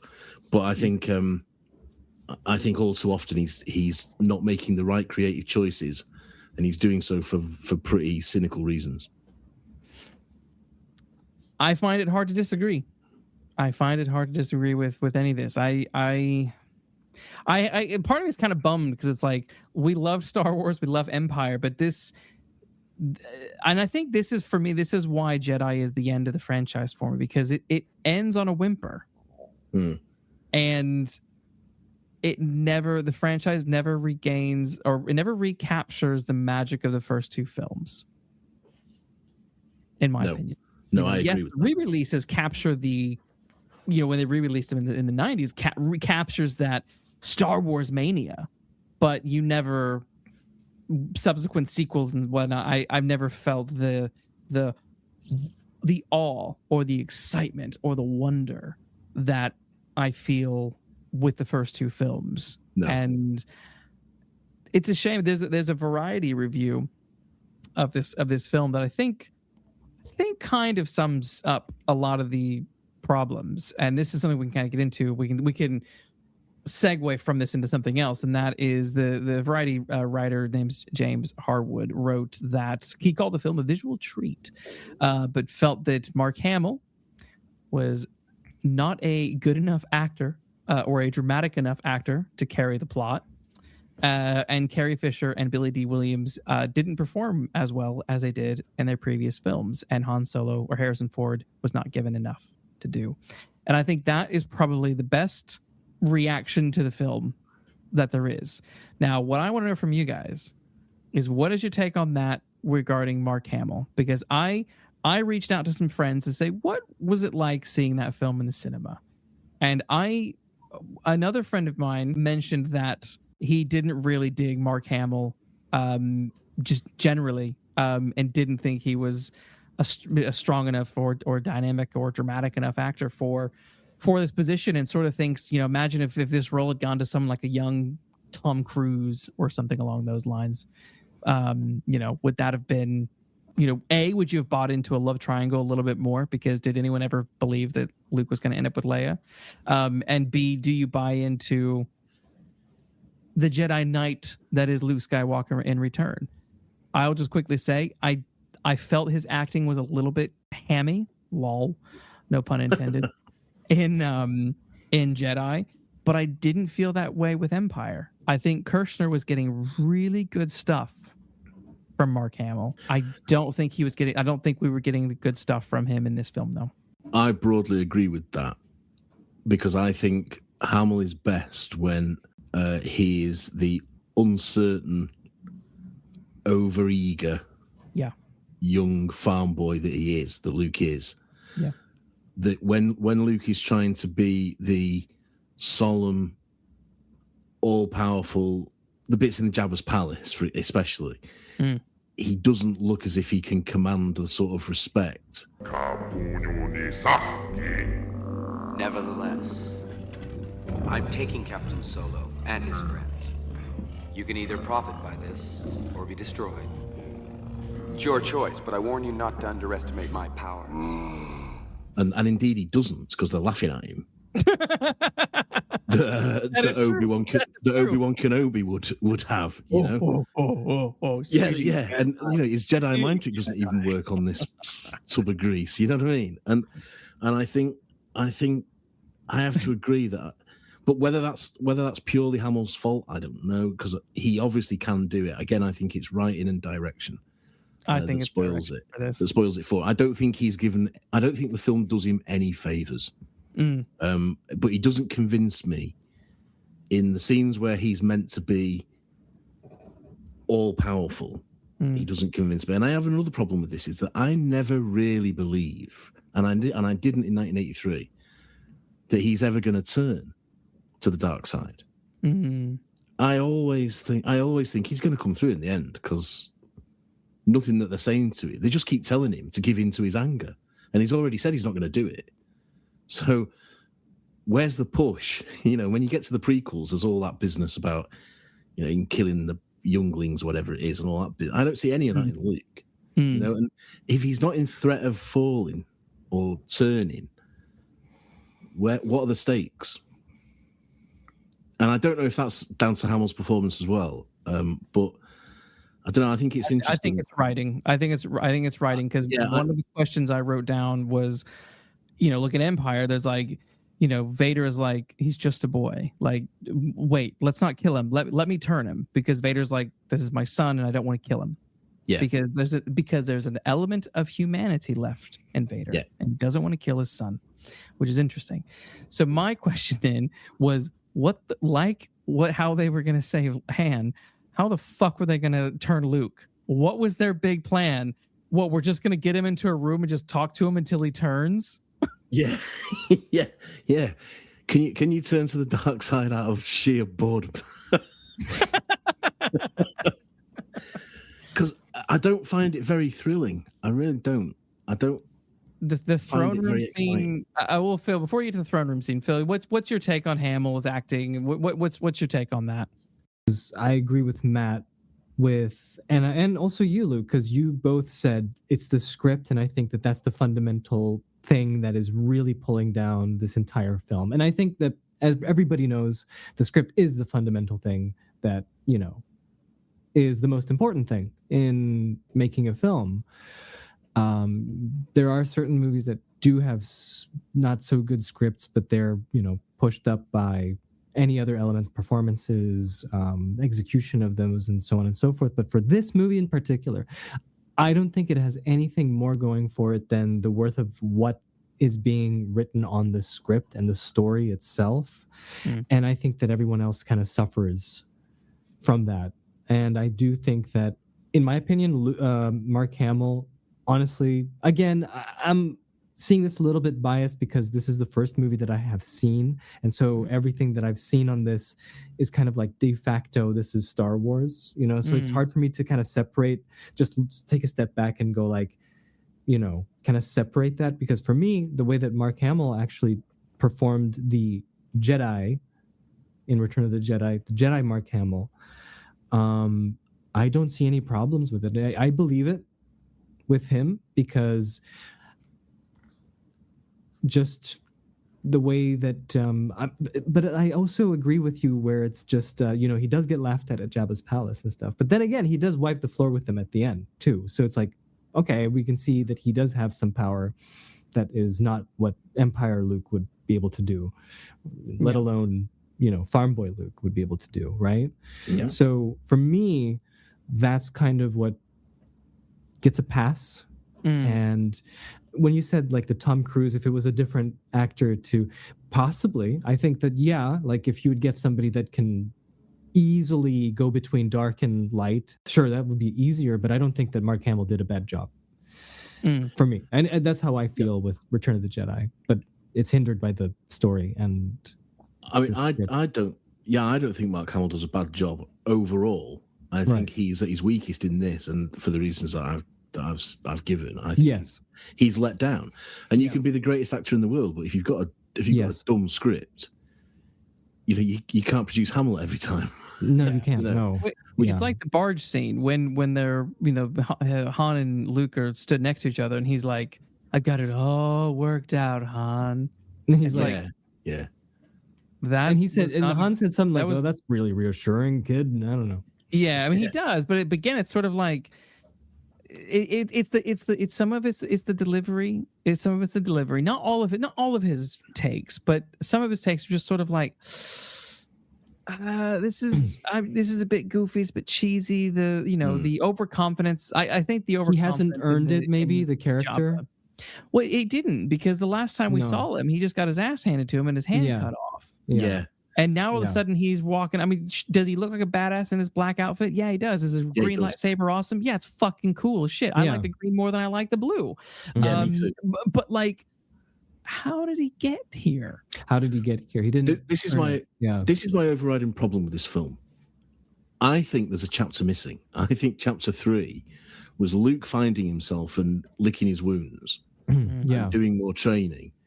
Lando going off on his own to redeem himself by infiltrating Jabba's palace or whatever it might have been. Leia bringing together the alliance again so that they can, sort of restore morale, stuff like that. Yeah. And the Empire getting over cocky because they've won. And there's a bridging film to be made, I think, between Empire and Jedi that we are sorely missing, that would have addressed some of these issues. Because, and maybe they take place in the missing year, although I think it's you'd have a better grasp of the chronology if there was some of these events were filled in. And I think that's a shame, because I think this film sort of shoots itself in the foot. I don't think it does itself any favors because of all these components that just don't work. And I think it's unfair to say that Hamill hasn't got the acting chops to do it, because I think he probably has, if you give him enough tools to work with. Yeah. But this is why I love him in Empire. Yeah, I love him in Empire. I think Kirshner got a fantastic performance out of him. I think Lucas got a good performance out of him in Star Wars. So do I, So do I. As the innocent farm boy, he's brilliant. That's just got the gut. And when he says in Star Wars about when he sees the bodies, the uncle and aunt's bodies, he's brilliant in that. And when he says to Obi-Wan, "There's nothing left for me here now," he's great in that. And I mean, he's just great all the way through Empire for me. Yes. But then this is just a bit too cheesy, and it's too much of a leap from the kid we left with his arse in his hands to now. And that's why it doesn't. That's why he comes across as not having the acting chops. Yeah, it's going too hard, too fast. Yeah, too much. We're not along with the ride. We're not along for that journey much. Yeah, and I guess I sort of wonder what Harwood is maybe really actually getting at, because he obviously says Ford doesn't have enough to do. Carrie Fisher and Billy Dee Williams don't perform well as they did in the previous one. It's actually okay. Well, then, if all these people aren't performing well, if everyone isn't performing well, maybe it's not that Mark Hamill didn't have the chops to lead a dramatic performance. Maybe it's that the script wasn't very good and the direction wasn't as solid as it could have been. Maybe there was an element of conviction missing from this production. Yeah. So I think that's what it feels like to me. Yeah, I think that review makes a good point, but I don't think it makes it for the right reasons. I think that's really where I come from. Your fleet is lost, and your friends on the Endor moon will not survive. There is no escape, my young apprentice. The Alliance will die, as will your friends. Good. I can feel your anger. I am defenseless. Take your weapon. Strike me down with all of your hatred, and your journey towards the dark side will be complete.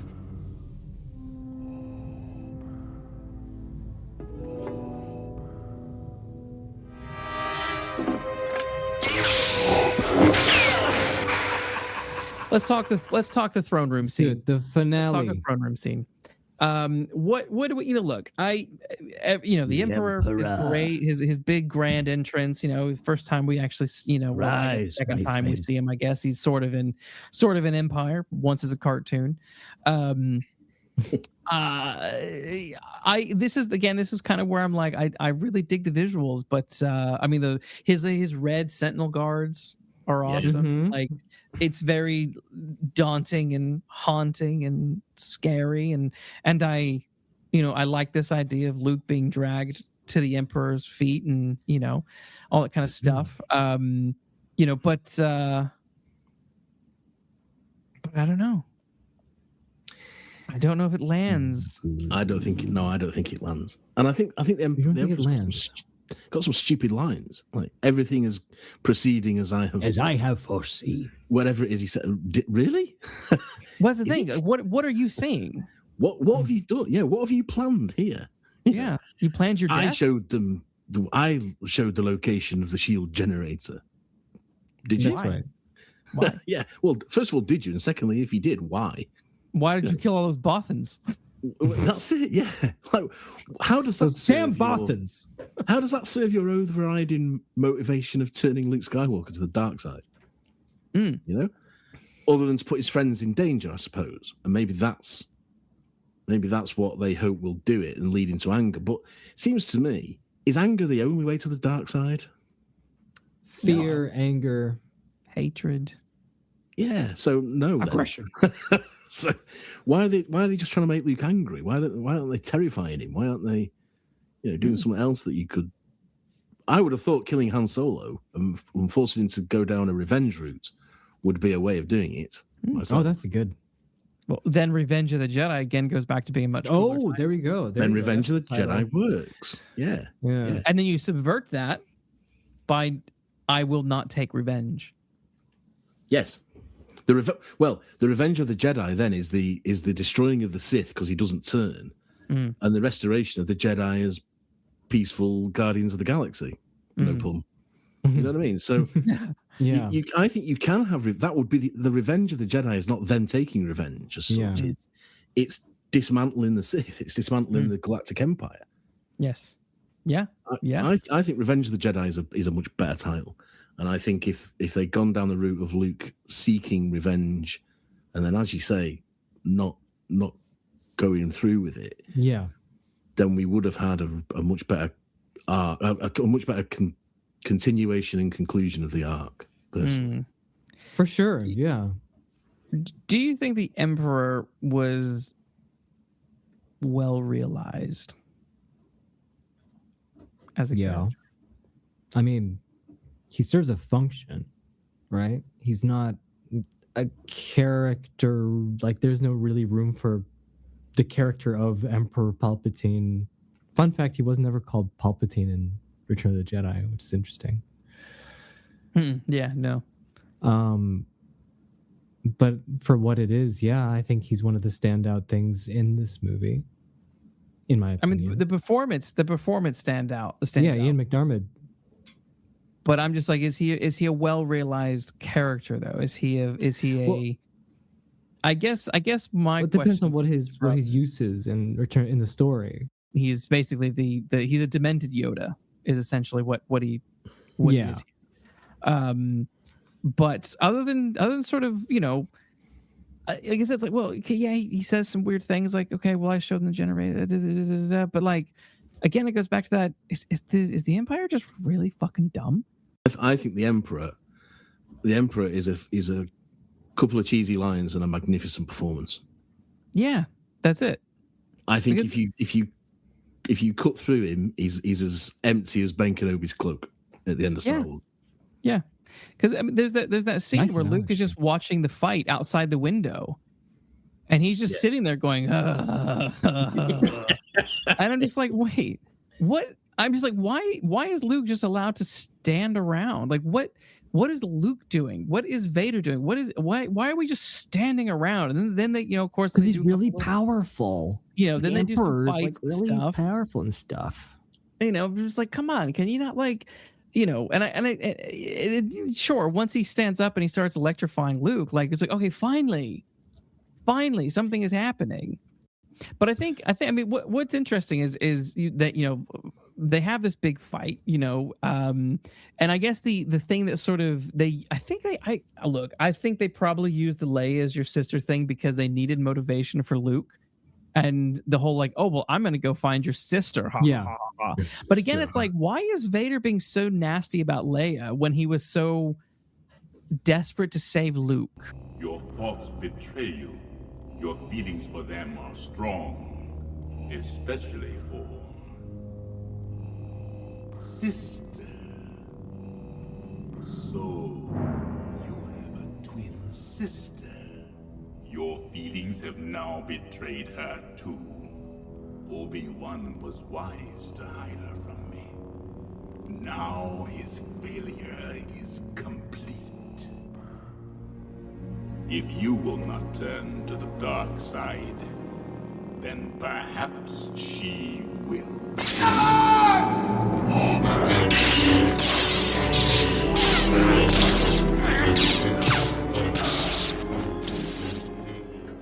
Yeah. Why is he saying compassionate things in inverted commas, like, it's too late for me, my son? Yeah. If in almost the next breath, he's going to say, but I'll go and absolutely annihilate your sister. Right. That doesn't make any sense. Well, I mean, he said he's going to try to turn Leia to the dark side instead, and then kill Luke. But it's like, well, I thought, you didn't want to kill Luke a second ago? So he's grasping for straws. He's trying to, but he's doing these things out of view. He's doing a lot of things out of view of the Emperor. So it's like, what is going on with this dynamic, and what is their plan? And then, of course, Luke goes nuts, and he, they're fighting crazily, and then he chops off Vader's hand, and then suddenly it's almost like Vader's like battery was in his hand, and once he loses his hand, he's just like suddenly, like Yoda is suddenly dying. He's just like suddenly on the road to death for reason. Yeah, well, he gets electrocuted by the Emperor. So did Luke. Far worse. Yeah, but he's more machine than man. He's got these circuits that are just short circuiting, and his breathing apparatus is falling apart because it's been electrocuted. Is that meant to be the excuse? He gets electrocuted. Sure. So I think so. Like, there's no other. I'm not able to reach for anything else here. I only got the electrocution. I think it's meant to be because Luke is sort of pounding away with his lightsaber, isn't he? And being really, I think you're meant to infer from that. And for the record, I don't. Yeah. I think you're meant to infer from that Luke is now on the verge of turning. That he has become so powerful, and the dark side is starting to come through that he's able to overpower Vader. Yeah, and that Vader is just buckling.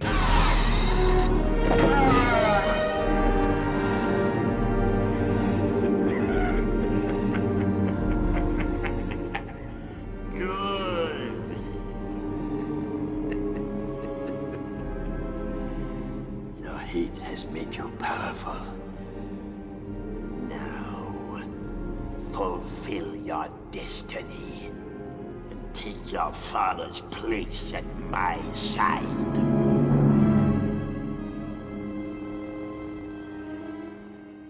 Yeah. Now, that does two things for me. One, I don't believe it, because nothing's made me think that Luke will go that close anyway throughout the rest of the film. Yeah, that's two, a big one. This is the same disrespect, kick in the nuts as Boba Fett and Han Solo have had, that when Vader has been so awesome all the way through, he can finally be brought to his knees by someone just charging him with a lightsaber and raining down blow after blow after blow. Yeah, because in Empire, only a year earlier, remember, he was tearing apart a space station with the Force and throwing bits of junk at Luke. So awesome. Yeah. Why can't he suddenly do that? Why can't he force the lightsaber out of Luke's hand? Why can't he do anything other than just lie on his back and take it? Yeah. You know? I think all that is just the script saying, right, we've got to get done now. That's it. We've got to get over. We've got to get the redemption bit in because there's only 10 minutes to go.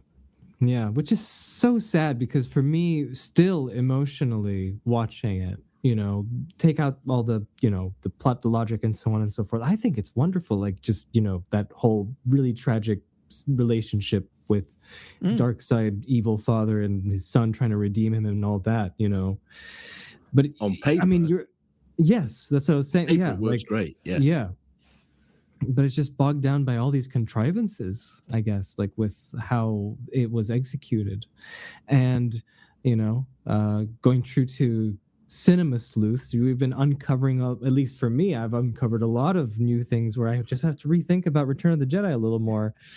And so good job, guys. You're just taking the name of the game. Yeah. That's what we do. That's why we're the investigators here. I mean, and then look, I mean, I do like when Vader picks up Palpatine and throws him over the edge, and I like the electrical skull that's on the face. I think that's awesome. Yeah. I think the reveal, the helmet taking off, that kind of stuff is all. So those are all really good moments, and cool with all that. And then basically the film just has a little bit of a party and then ends. It has a little party. No characters talk. Just going back 30 seconds. Why when Luke has taken Vader's helmet, when does Vader die? That's my question, because we never see him disappear like Obi-Wan and Yoda. Yeah. Again, by this point during the film, I was picking up on any old stuff. Yeah. It's true. But you don't see him disappear. So when does he die? Does he die in the ship? Because Luke's carrying him one arm around his shoulders and dragging him onto that escape ship. Yeah, I mean, so we don't get to see Vader die. That's really what I'm getting. After all this, we don't get to see Vader die. Well, this is the complication thing. It's like, well, Obi-Wan didn't die and then evaporate. He just magically evaporated. Yoda just for some reason evaporated. So yeah.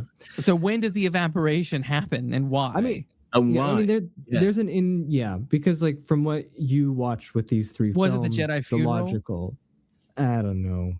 I'm just saying, like from watching those three films, the logical conclusion is that everyone who's like Force sensitive or is a Jedi would fade out, right? They would just disappear. And then there's this extended universe canon thing where, only Qui-Gon from episode 1 learned how to do that. And so taught it to Yoda and only a few people know it and stuff like that. So whatever. But yeah, I mean, I can only defend this movie by saying it's more tragic seeing just his lifeless body there than him just fading away. Yeah. Oh yeah. That's all I can say. I think I'm more in. I think we're at the same point, Phil, because I think I prefer seeing it than seeing the fading away.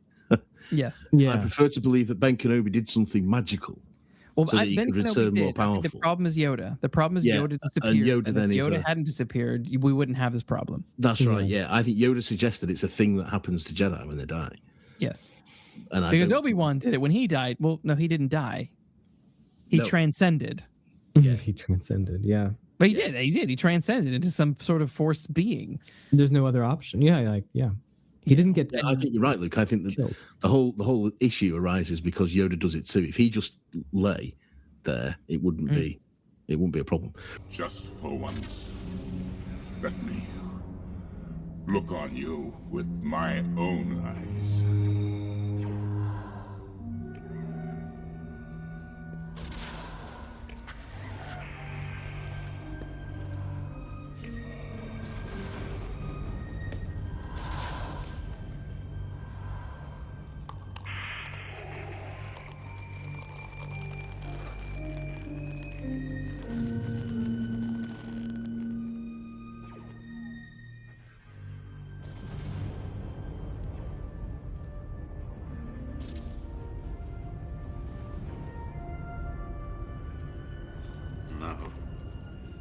go, my son. Leave me. No, you're coming with me. I'll not leave you here. I've got to save you. You already have. Luke. You were right. You were right about me. Tell your sister. You were right.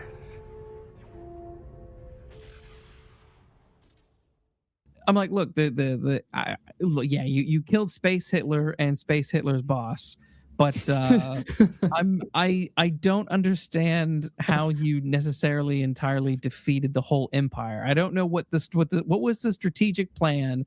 What was the plan that was across the board, across the galaxy, for all of the alliances to connect to dismantle the empire in this one moment? It seems like as if the whole empire is dismantled in this moment. Yeah, I mean, I had questions about that myself every single time I watched this. I was like, so what now? What? How does this work exactly?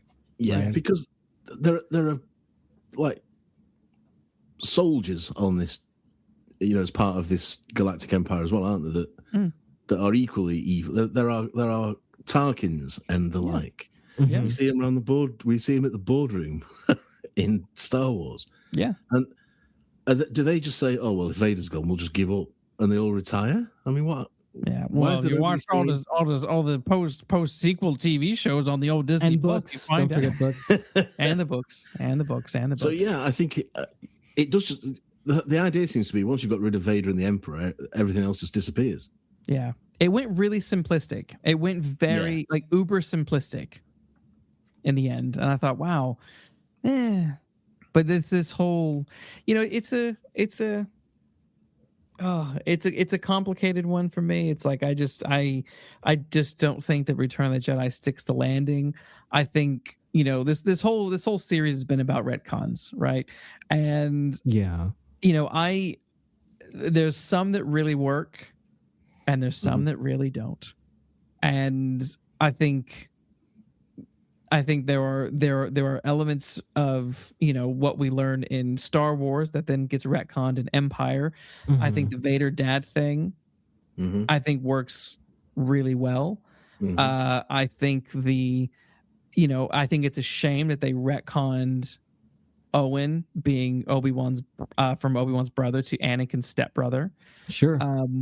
I think there's all these complications with the earlier retcons, but I can't help but feel that even I can accept a lot of those other retcons, but I feel when it comes to Jedi onwards, the further the retcons go that sort of begin to affect the original trilogy, particularly Star Wars and Empire, they just do not land well at all.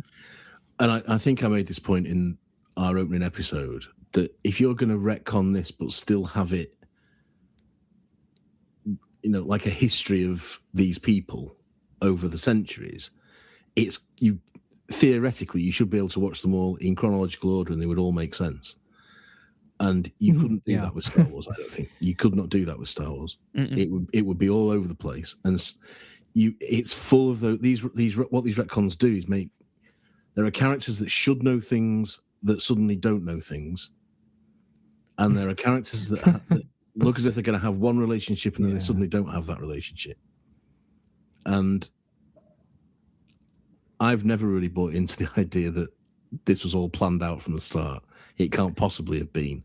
And I think just watching the original trilogy, as we've done, demonstrates very clearly that this was not always going to be how the story was told. The only thing I buy was that the original idea was that the Death Star would be the finale. And then they but then they put that in Star Wars as the only thing I buy, because then they thought, we don't have the big thing for the finale. Let's just put the Death Star in, but guess what? We're just going to make it bigger. Yeah. But even though it is meant to be bigger, it doesn't look bigger. It looks the same. Yeah, it does. I don't look at it and think, oh, this is bigger than the last one. I'm like, it just looks the same. Well, what do you think about in one of the drafts at least, or even just conceptually, they were thinking of 2 Death Stars? I think that's stupid. I guess we can just sort of cap off with what was meant to happen next. That was, I can't really say it was retcon, but I can say it was scrapped. But the original sequel idea was that the original ending, or one of the original endings, was that Luke would go off sulking and sad at the end of Jedi. Leia would be queen and be rebuilding the Senate and blah blah blah. I guess Republic, Republic. That's it. And I think Solo would have been dead. So basically the seventh story was meant to focus on Luke's life as apparently a Jedi, and that's kind of all they really know about that. Episode 8 was meant to be about Luke, I guess maybe finding a sister. I think maybe finds a sister in one of these. Another sister? No. So they were never going to find the sister in Jedi. The idea was that later on down the line in subsequent films, he would then go off and find the sister. Okay. So I think that was meant to be kind of episode 8, and then the Emperor wasn't going to appear until episode 9. I see. Okay. Which again sort of makes sense because the finale really needed to be Luke and Vader. The Emperor sort of detracts from the emotional power of what is happening between father and son.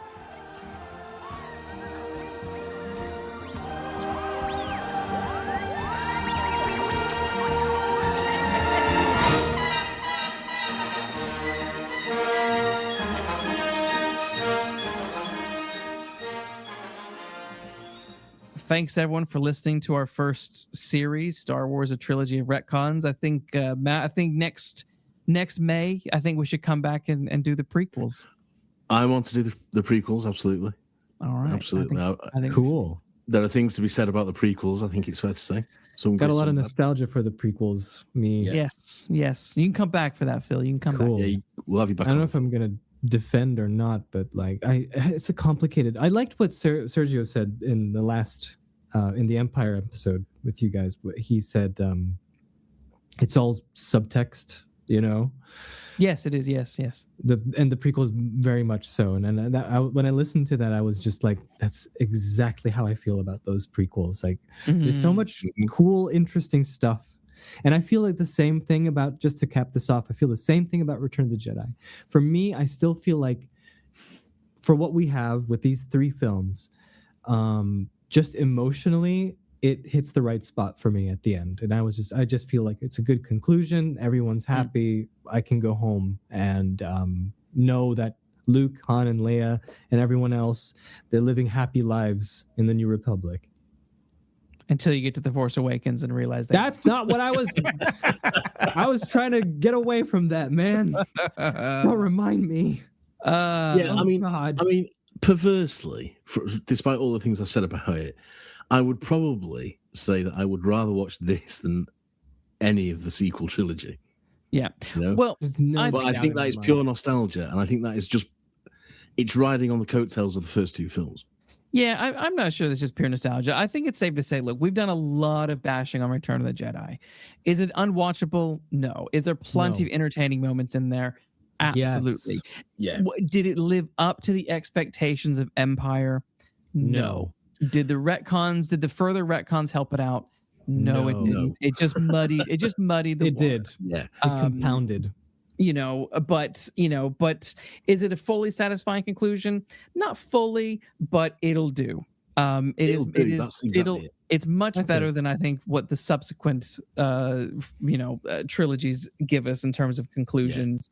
But it had a hard task to follow, following up Empire, and sadly for various reasons, I think it lived up. Yeah, and I think to be fair to it, I should say that it had an almost impossible task, and it was never going to live up to what had gone before it. Really, if you're really objective about it, and I agree with that. I think this is going to be my sign off. I think it'll do.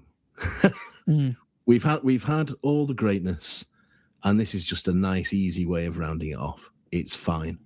There you go. Well, a huge thanks to Phil for joining us. A huge thanks to Sergio Angelini for joining us for Empire Strikes Back. We will be back next week with a new investigation. We are going to be taking a bite out of Ryan Coogler's Sinners.